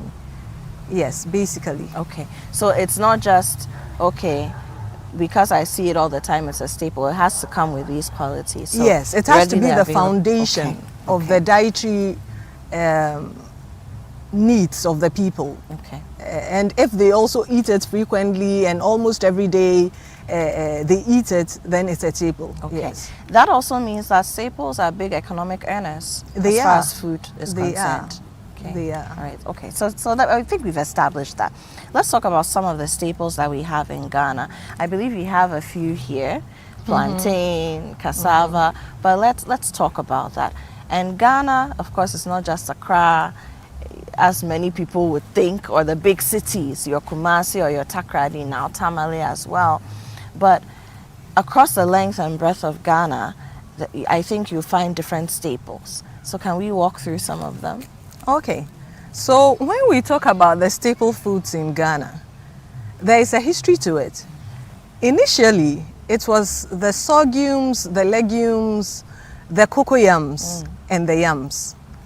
Then, due to the transatlantic trade and missionaries coming in, a lot of what we know as staples now were brought in. So the cassavas, the plantains, the tomatoes, the onions, the peppers, chili peppers, for example, were brought in by the Portuguese. And we used to use the fomusa and the srusa as our heat sauce. It wasn't the peppers. It wasn't the peppers. No, it wasn't the peppers. So now we have the maize or the corn, the cassavas, the plantains, and through our own ingenuity, we have different species. CSIR have modified some corn, I don't know whether I should use the word breeds, so that they are more resilient to insects and all of that. And because of our climate. Exactly. And what it brings. Exactly. So some of them you may not find in the original form that they were brought in. They have been genetically modified to make them better. Yes. So let's stay with that. You know, you just mentioned genetically modified, and I think a lot of the time, because of the language and negative press around the term genetically modified, we think that genetically modified things are bad all the time. You know, but like you said, the CSIR, because of the kinds of pests that we have, we're tropical climates for the most part, and then across the country, some places are more dry than others, some more waterlogged than others. So you're saying that these things have been developed so that our foods can thrive and we can still have food security. Exactly.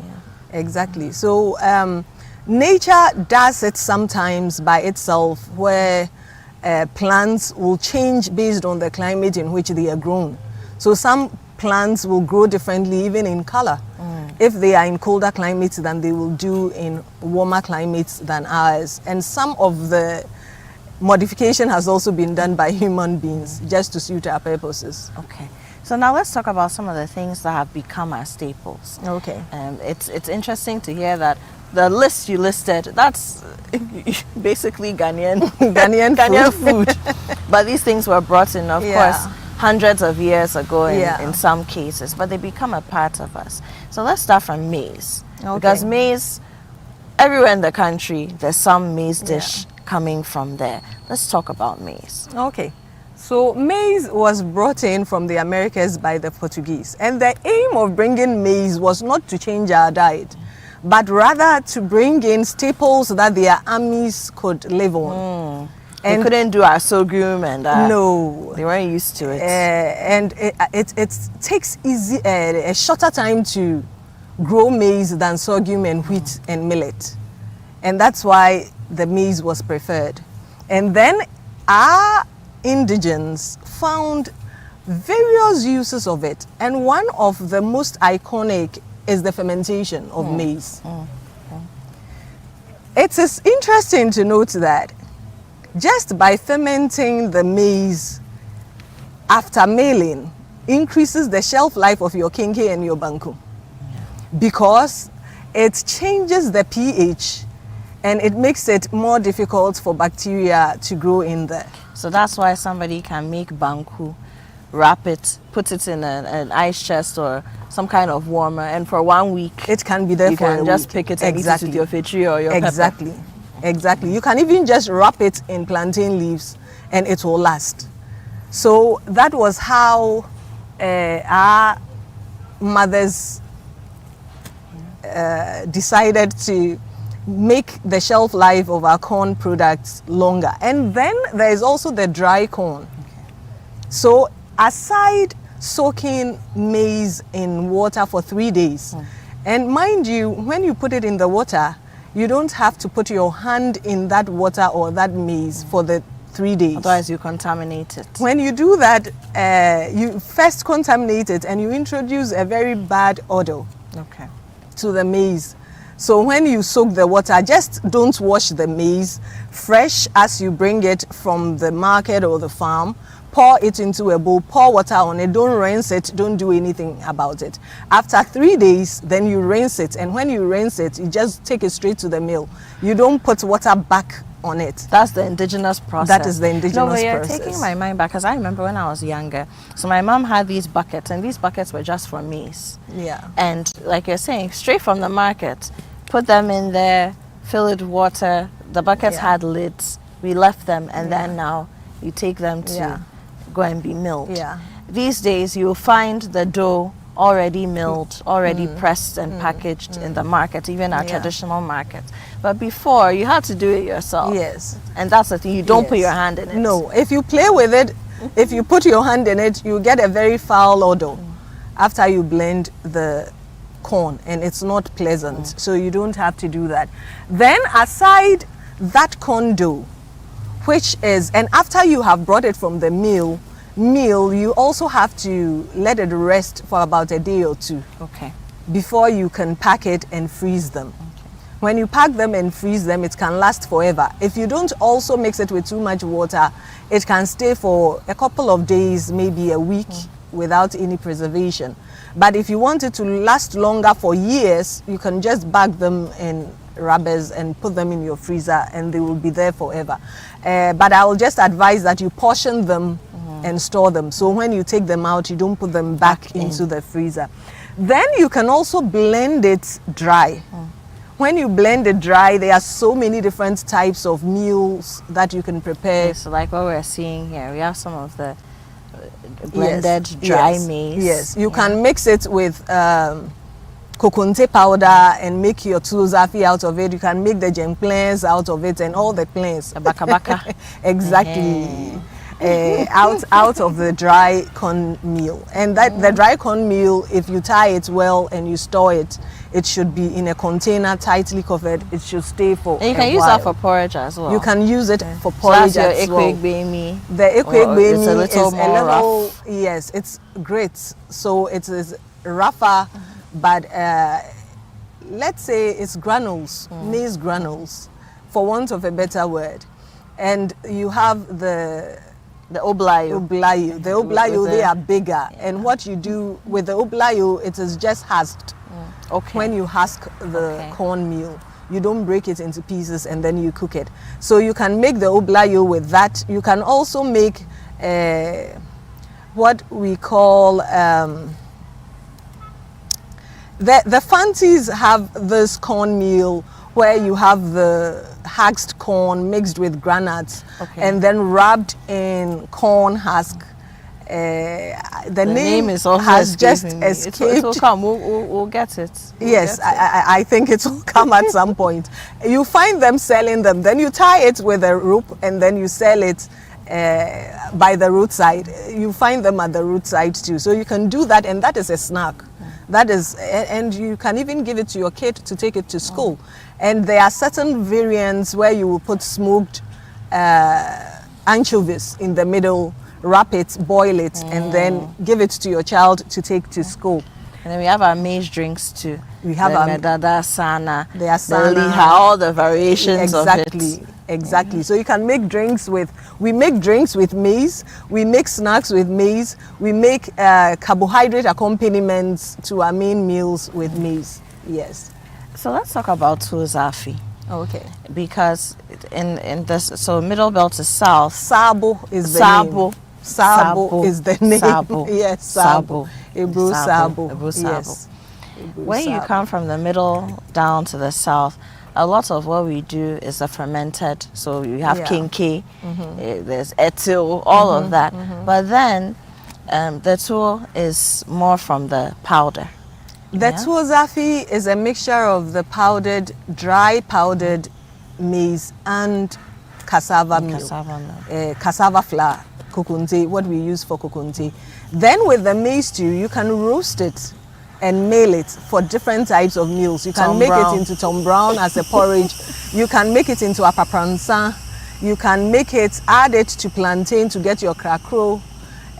So you can use it in varied ways, and it's very good when you add some sorghums and bean products to it for kids. It's a very nutritious meal for babies. Okay, so Doc, I'll come back to you. I want us to just take a little break. Now, you are listening to and watching the Heritage On Air Series 2026. We're focusing on food in this particular episode, and particularly on the staples of Ghana. I'm here with Dr. Mrs. Alberta Bonzi Simpson. We're going for a break. We'll be right back. Ago.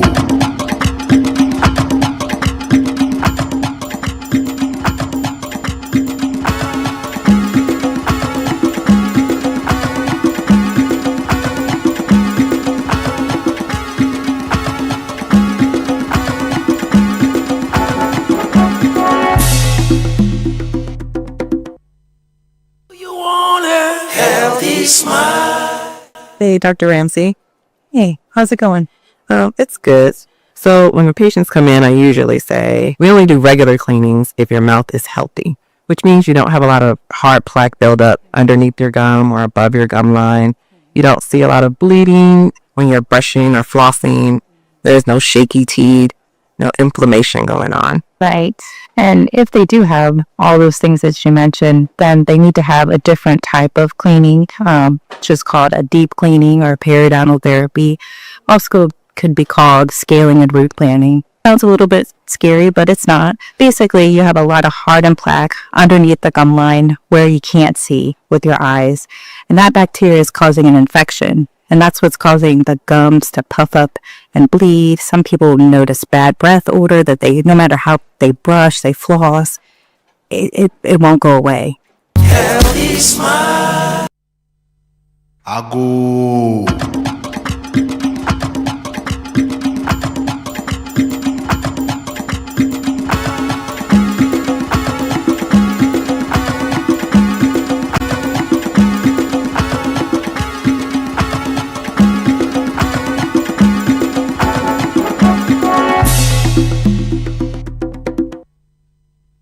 This is the Heritage On Air series right here on Channel 1 TV and 97.3 City FM. My name is Apioko, and my guest today is Dr. Mrs. Alberta Bonzi Simpson. She's a senior lecturer at the Department of Hospitality and Tourism at the University of Cape Coast, UCC.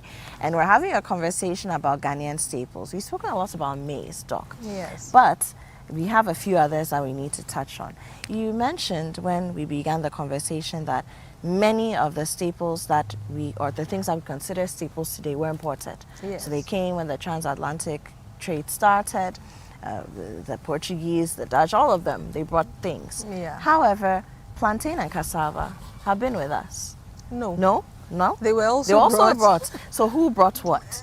They were brought by the Portuguese from the Americas and Caribbean. So that explains Yes. why we have similar meals. Exactly. And similar ingredients Yes. across the diaspora. Exactly. Okay, so they actually brought it to us. Yes. And then, of course, when our people were taken there in the slave trade, went to meet it, and Yes. then ended up using it because they had met They it here. didn't bring it to us. They brought it with them. They brought it with for them. And then, of course, if they had to grow it, we would grow it. And then it became part and parcel of us. Just like they took the sugar cane to them, and then it became part and parcel of them. Yes, yes. Interesting, very interesting. So let's talk about cassava first. Let's talk about cassava as a staple. Yeah. So cassava, as I said, was also brought in by the Portuguese, but it is so much eaten across the length and breadth of Ghana. Where you have the very dry climates, they turn it into a powder and they use it for what we will call kunkunte. I have kunkunte here and I want to eat some because okay. That's actually my favorite swallow. You can eat it without soup. Oh, okay. It's my favorite too, so that makes two of us.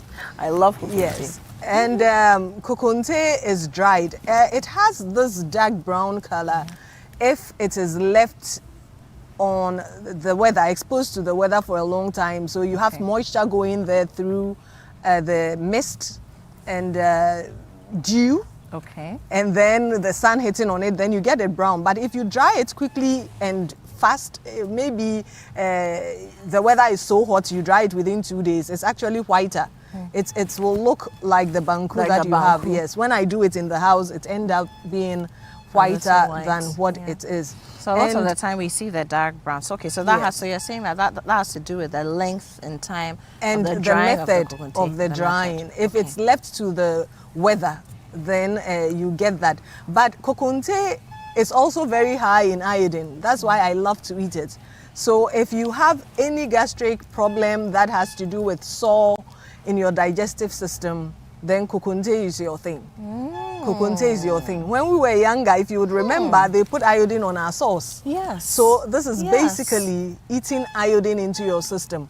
Eat it consistently, 2 times a week, at least 2 times a week. And you wouldn't have to go to the doctor for ulcers and minor ulcers and tummy aches. That's so amazing. Yes. That's why I love it. So it also means that Yes. if you wound, you're likely to heal. I do not know how it works. it gets out of the intestinal tract to the skin, but inside so far as it's in there, it will heal. Yes. And I was also very amused to find that cassava also has a certain amount of protein. So it has a lot of minerals, nutrients, and proteins. You can either pound it or eat it as an ampesi, cassava ampesi, and it goes so well with garden eggs. So that's something that we don't talk about very Yes. often. Usually when we talk about ampesi, we are thinking about the plantain, the Mhm. apim, Yam, cocoyam yes. maybe, but not really cassava. I mean, I love it. Yes. But how do you know the kind of cassava that you're supposed to use for apim? Because a little Betty told me that there are differences. Yes. So there are some cassavas that can get as big as yams. Like the ones that CSI, when I see their cassava, I was like, oh my goodness. Yes. They are also, some of them are also genetically modified.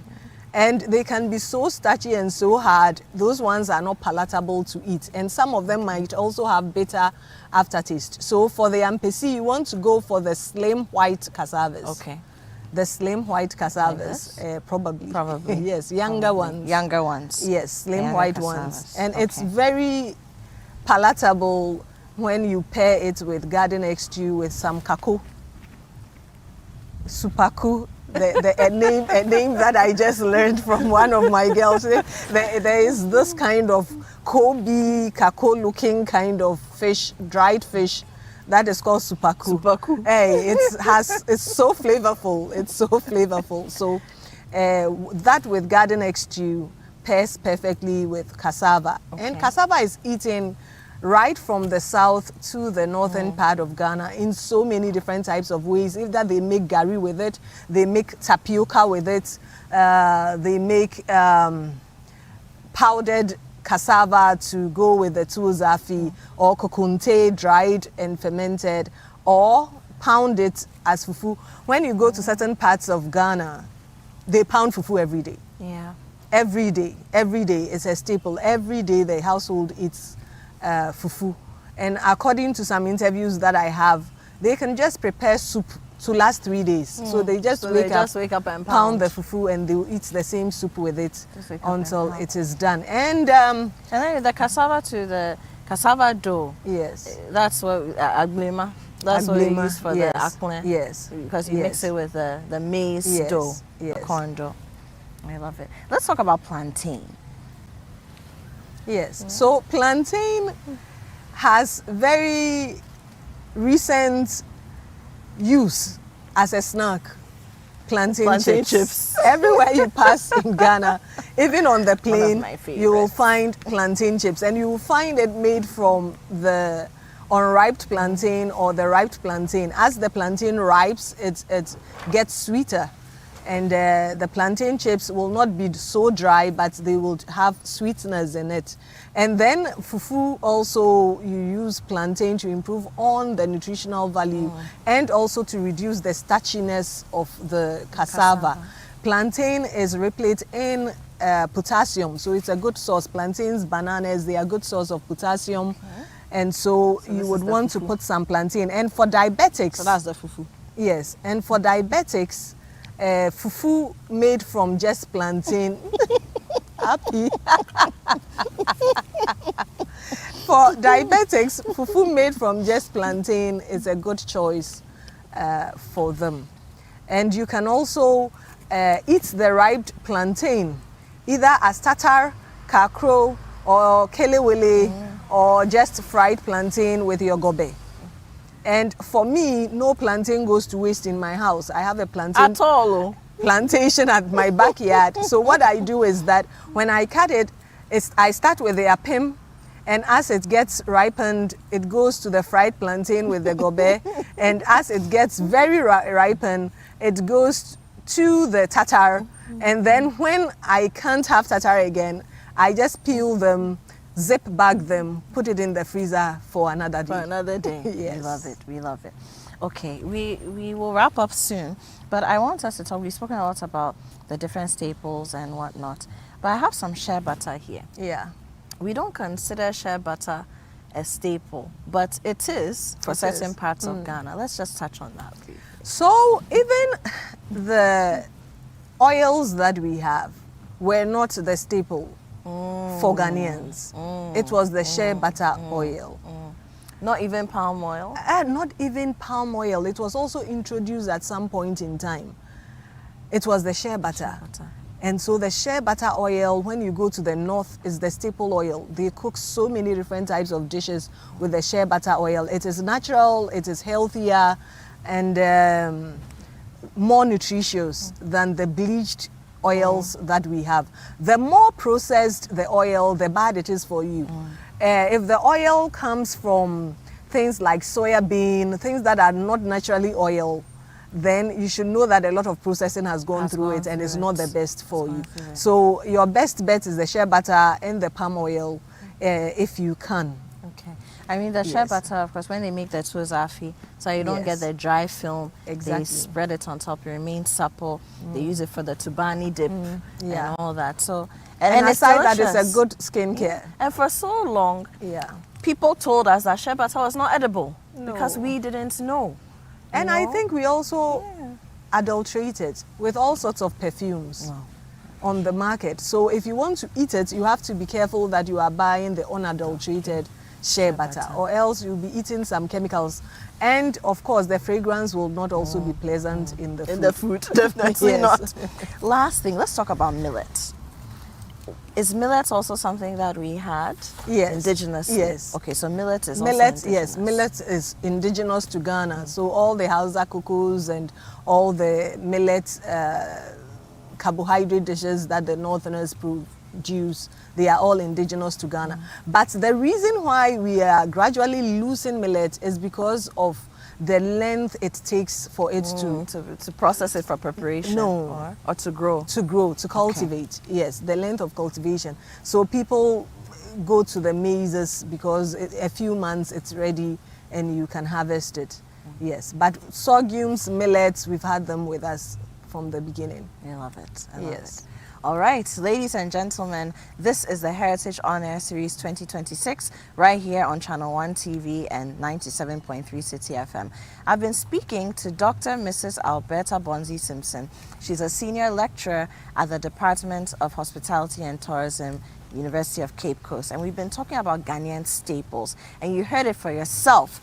If you didn't know that the staple that you hold so closely and dearly to your heart was imported at some point to become a Ghanaian staple, now you know. And I believe we also picked up on some of the nutritional benefits, and we began to understand just how widespread, how widely spread these staples are used and why we call them staples in the first place. Now, we'll have more conversations as the weeks go along in this Heritage Month of March. My name is Apioko. Do stay tuned. Ago.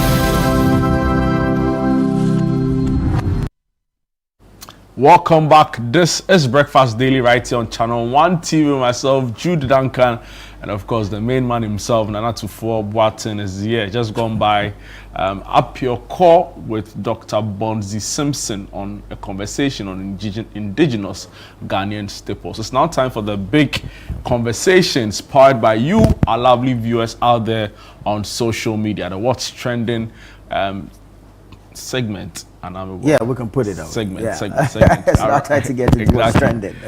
A lot actually is trending, right? So many, but because of time, we've just created a few for your information. And we'll start off with Ibrahim Mahama. Yes, so engineers and planners, okay? Engineers and planners, organization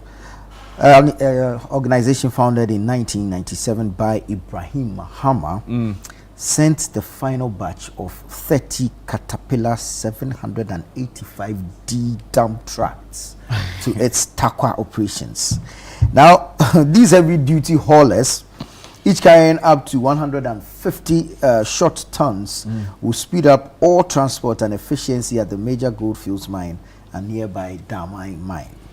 The move highlights EMP's growth, backed by $205 million in recent financing and past investments topping $1.8 billion, while creating jobs and strengthening Ghana's gold sector that drives over 90% of exports. So this is the news. Now, why it's trending is the fact that the man himself was there to inspect the trucks.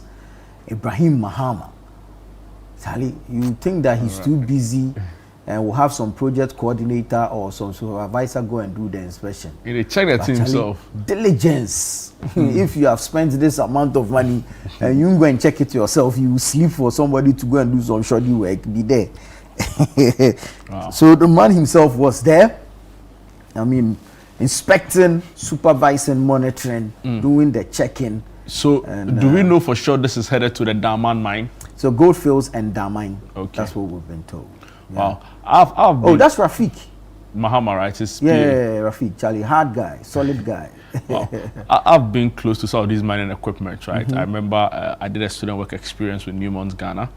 You know, you have been to their half of mine. So you get what I'm saying. See, the way the trucks are huge. You know, like a tire of one of the trucks, right, is probably taller than your average full-size human being. So it's almost taller than there's one that's almost, the tire is almost taller than a VIP bus. That's serious. So you can imagine the vehicle itself. In fact, during the caravan, we had to endure some minutes or some time of traffic because some mining equipment were being moved. This was within the Wasa areas or Obuasi, Takwa areas, and you should see how huge the equipment was. And when it's coming like that, Charlie, you have to move to one side of the road. It will take everywhere. Yeah, it's very huge. For me, again, I'm looking at the cost implication of this. That's lots of money. Lots of money. Millions of dollars. Right. I've seen some people look at it from a point of view of local or active local participation in our large-scale mining, which many have celebrated, right? Of course, we can't put a blind eye to, you know, the political twist to this. Once you're a president's brother, people will scrutinize your every public move, your every public dealings. We've heard from the minority who have accused him of, you know, a conflict of interest. His lawyers have come out to explain their position on it and the fact that all of what we are seeing now commenced a long time ago, even when this government wasn't in administration. It's today that social media and also politicians know how to take advantage of some of these things to, if you like, try and do some convincing in their favor, or to, if you like, evangelize to their followers. But the likes of Ibrahim Mahama, they've been doing business in this country since when? In fact, some of their, I mean, if you like, if he actually became more prominent under what party, under what government in this country? You get it. So once we try to politicize some of these issues, of course we can understand that he's a brother of the president. So it puts but let's you not in a certain overly light. politicize. So I'm the brother's president, so I shouldn't do business. Maybe I feel like that is not the. I shouldn't expand my frontiers because I'm the president's brother. If I listen to the minority again, And outside of this mining issue, for example, the private jets, right? So today I'm really grateful to have a president who is like very level-headed, who is very measured, who is also very pragmatic and moderate, right? So yes, he may not be abusing it, but what if in the next 5 election cycles, 50 years down the line, we have a president who is not minded by the ideals of the current president, you know, and he's also using his brother's private jets, right? So I feel like those are serious issues we need to pay attention to, right? As to whether he's been doing business in the country for 10 years or 50 years, we don't know. You know, we know. You know, we don't know. No, we know. Okay. We know. There are facts when he was established, when he started business in this country. I mean, it doesn't mean that we should also neglect the very important issues being raised. True. But that's what I'm saying, that, you see, it's a thing about politicians who, they say these things, and when tables stand, it comes back to bite them. They do this all the time, and they never learn. Across the divide, both of them, you know, nepotism is not a word, right? Well, that's how it's been tagged over the period. Cronyism, nepotism. But I'm saying that Ghanaians should be able to do business in this country, irrespective of their ties, their relations to whoever. So far as you know you're a genuine businessman. Yeah, but if you are close to power, it's important that we also scrutinize it. Yes, and in that scrutiny, we should do it holistically. You get it? We should do that scrutiny holistically. And let's go through the years, the phases, the expansion, the growth. Then we can make some proper analysis of that scrutiny and come to a conclusion, if you want to conclude whether or not there are any benefits or there's any conflict of interest in there. But we have some comments on this one. Let's take the price of one tire could change my life right now, bro. I tell you, no facts, absolute facts. Facts. Okay, delights. Okay, the light bringer Kiko tweeting as at Case Netney says Ibrahim Mahama just upgraded Takwa's mining game. 30 new Caterpillar 785Ds mean bigger capacity, smoother operations, and serious efficiency gains. Wow. Okay. Great stuff. Kofi Appiah says this guy is just down to earth. Wow. Yeah, you know, you made a point to think that he would go there and just inspect the stuff himself. Leadership is also about presence a lot of the time. Leadership is about presence. So is EMP hiring? Be like if I take cargo, Takwa be that. Look sharp, my guy. Don't do. At bar 5767 says this is how we want it in the town, taking up what belongs to us and owning our own resources. Okay. Yeah. So these are some of your messages on this particular issue having to deal with Ibrahim Mahama of E&P, that's engineers and planners, and the 30 heavy-duty equipment that he has dispatched to Takwa. But another Ibrahim Mahama is also in the news and is trending. For the wrong reasons. The visual artist Ibrahim Mahama, whom is known worldwide, is respected worldwide. He's the CEO of the Red Clay Studios in Tamale, and unfortunately was involved in an assault attack. He was a victim of assault, and there's a lot of confusion surrounding the attack, especially even made worse by the communications released by the Ghana Police Service and if like the leader on of the IGP whether or not special. the Black Maria. Yeah. But to be fair, a couple of days ago we had heard reported in the media that the Black Maria was being moved out of Tamale. Indeed. In fact, some residents there complained and said that crime had not reached or had not reduced significantly to the point where they need to put them out. The IGP needs to pull them out. A special unit, which is the Black Maria, out. And the IGP explained that special, if you like, teams like that are put together for special operations. So if I glean from what the IGP is saying, the work of the Black Maria was done in the area, and so they had been redeployed. However, the regional police, the Northern Regional Police, put together a Red Maria. Red Maria? Yes. A Red Maria. Charlie. But the leader of the Black Maria had confirmed his presence in Tamale. Oh, really? In a statement.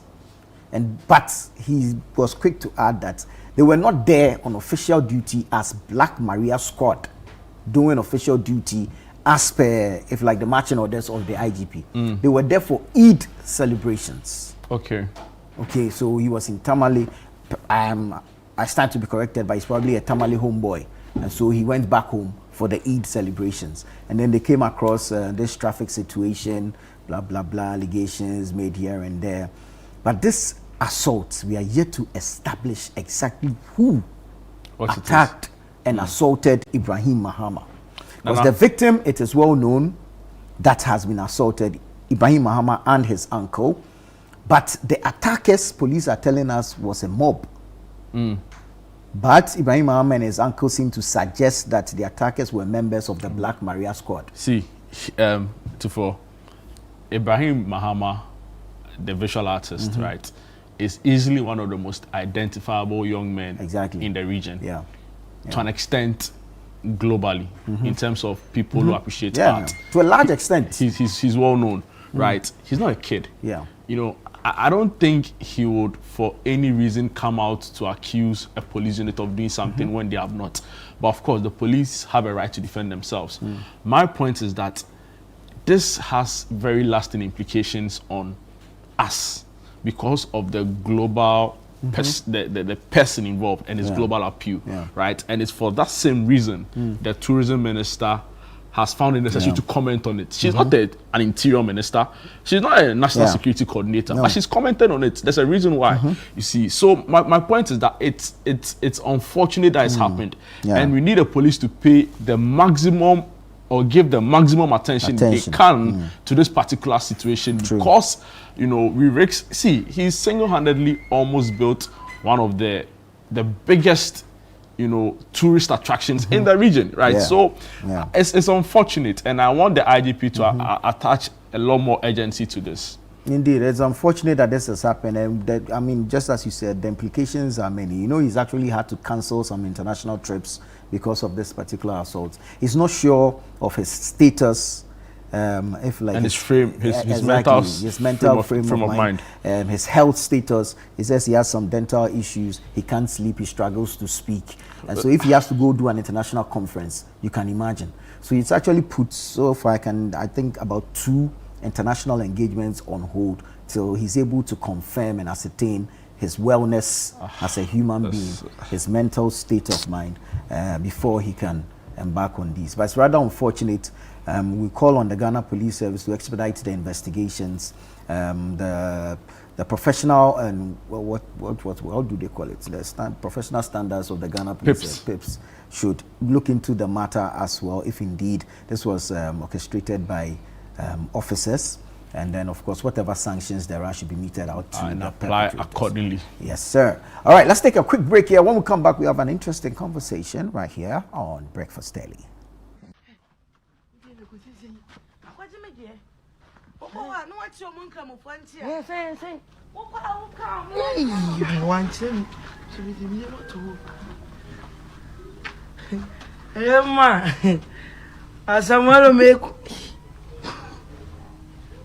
Alama musiku mwenye bieni no amali anjizo ndile kusisi akwaje meje okwa no wachi omunka mufanti a sen okwa awuka mu wanche sibidi biye moto ema asamalo meku alama musiku mwenye bieni no amali anjizo ndile kusisi akwaje meje okwa no wachi omunka mufanti a sen okwa awuka mu wanche sibidi biye moto ema asamalo meku alama musiku mwenye bieni no amali anjizo ndile kusisi akwaje meje okwa no wachi omunka mufanti a sen okwa awuka mu wanche sibidi biye moto Emma, Asamuel make.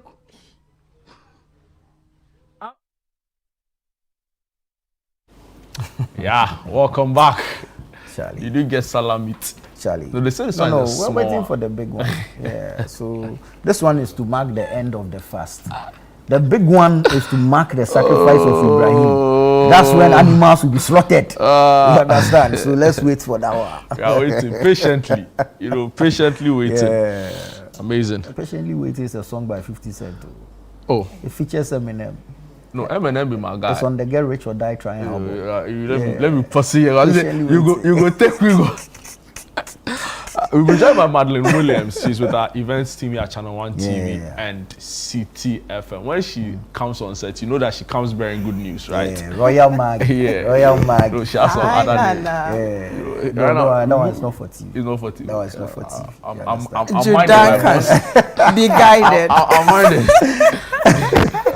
Madeline, the Back to Your Village Food Festival, and I myself spoke about it extensively today. Great. But it's great to hear because you have the data, right? And you have a lot more filler, you know. Yeah. How many vendors are we looking at? Because what I'm hearing, it sounds too good to be true. You know. Well, we can accommodate about 200 vendors this year. Yes, we can. It's possible. And this is because we have a bigger space. We have a bigger space. 200? Yes, it's possible. Wow. So that means that will every region be represented? Oh, of course. Of course. The Akan, the Northern, and then the Southern. And then we have your favorites, the Grilled Village. I'm the coordinator for this. Hello, Frame. I have a missed call. Self-appointed. They didn't take me the Carabao, but they will not deny me this one. Girls, but you know that the duty roster is already outside. No, but they can make changes. It can be amended. The duty roster is not heavy. It's not heavy. It can be amended. Oh yeah. Like So that- Mama's drip paper. So the Grills Village will be there as well, and then the snacks and then the drinks. The drinks. The drinks Right. village. Right. We most definitely have a kids corner, as well as the general eating area for people who buy food and want to. So it's that big. You know, Fosterland Children's Park is really big. It really is. It's It really big. is. It's It really enormously is. big. Yeah. We've been doing this for a very long time, right? Yeah. And of course, you already talk about the new space, which means that we are getting a lot more vendors. But what will you say to convince someone that this is really different from the previous editions? Yeah. Well, like we already said, the space is bigger. Now the activities. Okay. You know, we are doing a lot more of the traditional or Ghanaian music, the drumming, the dancing. If you come for City and Channel 1 events, you know that it's like entertainment It's a part of it. It's a part of the whole package. Most It's something that must happen. definitely. And then you'll be looking forward to seeing some people like Kwampa, you know, some traditional dancers here and there, some drama. You know what I'm saying? I didn't want to say put a tea at the back. At the back, and be shaking the things away. I'll come and check. Whether If it it's is natural or it is artificial. It's artificial. And the artificial, they have how types. the people do it. It's natural. But have you? Don't worry. Do you know something that we from experience. from experience or just something? You can do the You can picture eyes the thing. observation. You can. Dude, you've been watching. In fact, you've been critically looking. No, it's culture. You have to celebrate culture in all forms. In fact, it's who we are. So Yeah. who we are. Our music, we love our it. dance We love is it. part We of love who it. we are. So Wow. keep watching. So there'll be bobo. Don't be bobo. Exactly. Wow. It's a 2-day event too. It's 2 days. So we you know. enjoy bobo. We have to. Oh, beautiful. Somebody will say we must to enjoy Bobo. Beautiful. It's going to be there, and then Papa you know. will do their thing.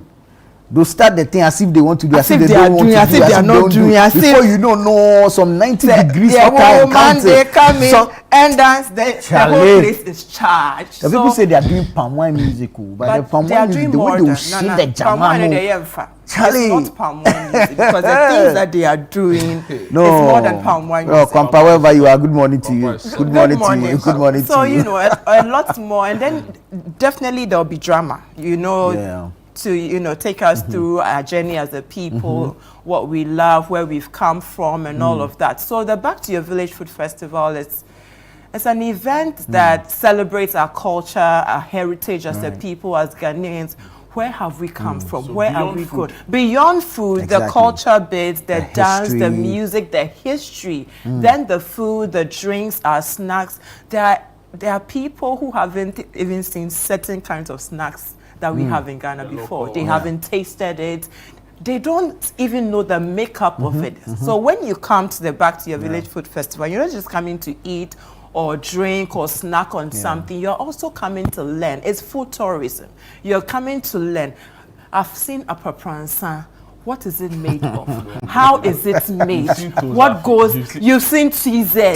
How do you prepare it? But you know, you won't get it. Don't worry. Really? This man has a phobia. With a papransa. What don't you understand about papransa? I judge people eat a papransa. No, you is not correct. They are Ben Kwai, is it the makeup of the food is not aesthetically pleasing. Oh, why? Do you eat a Ben Kwai? Yeah. So why do you have a problem with And you eat maize? If it's kinky, yes. If it's fine. black, yes. Or you eat, let's say, Tom Brown. Yeah, my point is that you don't need a big, big fat crab. Not just it. I've told you, king crab. The blue and orange with a little bit of hair. Yeah, it's a cha-cha. It's like that. 2 fingers. It must be on the papransa. That makes it heritage. You are talking about aesthetics. You have a problem with king crab sitting on a papransa. Can you imagine why? You are not a serious individual. But you enjoy fufu and abenkwai. Absolutely. You know, a papransa. You have a bias. The guy stays back. He has a bias. I need to be proven wrong. So maybe a vendor should just, I need a different experience. This what experience? See, the food, it looks like food for lesser gods. No way! I beg to differ. What are you saying? You see, I think you're doing okay. Don't worry. Let's not have gas and the Aaron will come for you. Let's move on. Let's move on. So can you imagine? We know that every year there's the Gary Soakins competition somewhere. There's some cooking competition somewhere among some group of some people. You know, we there's some unofficial dance competition. Somewhere. Pampa is playing. Somewhere. So it's not just food. No. You are doing a variety show. You are calling it food festival. Yes, a variety show. You are doing a variety show. It's the whole variety. Whether it's food, whether it's music, whether it's dance, it's drama, it's jama. Oh, beautiful. Competition. Is Koscielny Mekwa a Ghanaian snack? Of course, yes. It's a Ghanaian snack. What would you have? Who do you want to give it to? But you know the interesting thing. What is the interesting thing is that if you had listened to Dr. Bonzi Simpson, you notice that most of the staples are actually adopted. Oh, really? Even maize is not Ghanaian. Hey, Nana. Plantain cassava is not Ghanaian.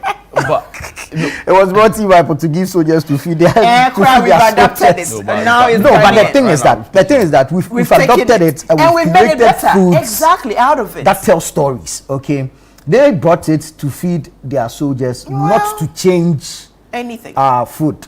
Exactly. Okay. But we, as creative as we are as a people, have adopted it. And as Jude will say, we like food, so we put value on it. Oh, we love it. We don't like it. Ghanaians like food. We love it. And it's beautiful. No, there's a reason why they say item 30. You have program. It must be there. Everyone will be alive. Without item 30, if you are going to book me for an event, I check the item 30 before I charge you. Very much important. It's very, very important. So I think I would love to go through some of the meals that we would have to be. Let's know the variety. Yeah, the variety. So in the Akan villages, you'll be finding like something like fufu with ebunu light soup, palm nut soup, groundnut soup. You get ampesi and abom. You get important fancy kenke with insuhu dokno, etzel, fante, eto, and one more. A situate dokno. That's oceanography. Yeah. Do you know oceanography? Yeah, oceanography. Yeah. That's where my mother comes from. A chicken with tilapia, foam, and apple. Do you know kasubom? Yeah. Yeah. Use the cake, and sugar. You get mashke, you get abolo, you get kokonte with groundnut soup. That's where you also find high. You find beverages like palm wine and all of that. When you also move to the northern village, you find shinkafa. tuozafi, masa, kose, tubani, hausa koko, guinea fowl, fura wache, kulikuli, adakwa, kafa, wasa wasa, wagashi. You know, you try wagashi this year, you should. Yeah, I'm looking forward to it. You should try. Have you had some before? Actually, no. Hey, you try it this year. But I've been around people. I couldn't bring myself to try it. The guy, he doesn't have. Do you have a problem with like? Are you conversative? I enjoy too, so it's fine. He's not adventurous enough. He's not adventurous. But you see, no, you need a lot of adventure in life. Admit. No, so I'll worry. Also, we feel to make it look like he doesn't like food. I like food. Maybe I like food, so I've told you this year. You have to. You should come for your Michael. You have to be eating and all of that. Sure, you have to. And even in the southern village, you'll be finding foods like abolo, yake, a wokple, ayikple, all the place, amadechi, abobitadi, and the fetris, and the God. and everything. You find all of them. You get gobe, aboboy, you get what do you call it? A check. You bring 1 man, you get millet kenke. You get 1 man 1,000. Everything is there. And you can snack on some kelewele as well. So and then obviously the grills, Almighty Grills Village. Which will be under the command of Jude Duncan. Certified and approved. That's Jude Duncan. Thank you. I'm in the spirit, my brother. I'm in the spirit. Did not reveal this to you. Thank you so much. Of the Grills Regiment. Thank you. Thank you. Thank you. So for the members who have registered and haven't paid, please, this is your last. Very important. Very important. Kindly pay latest tomorrow. Absolutely. By Wednesday. You've done your payment so that we can also be putting together and finalizing our floor plans for Saturday and Sunday. Right. Maggie, thank you so much. I mean, can I say thank you to my sponsors? Please do, real quick. So EcoBank, to Everpark, to Digitator, homemade taste.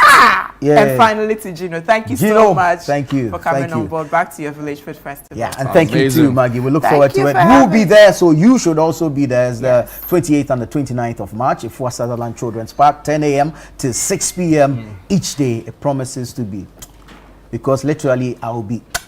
But thank you so much. It's been a great show. My name is Nana Tufo Boate. My name is Judy Duncan. Catch you same time tomorrow. Bye-bye.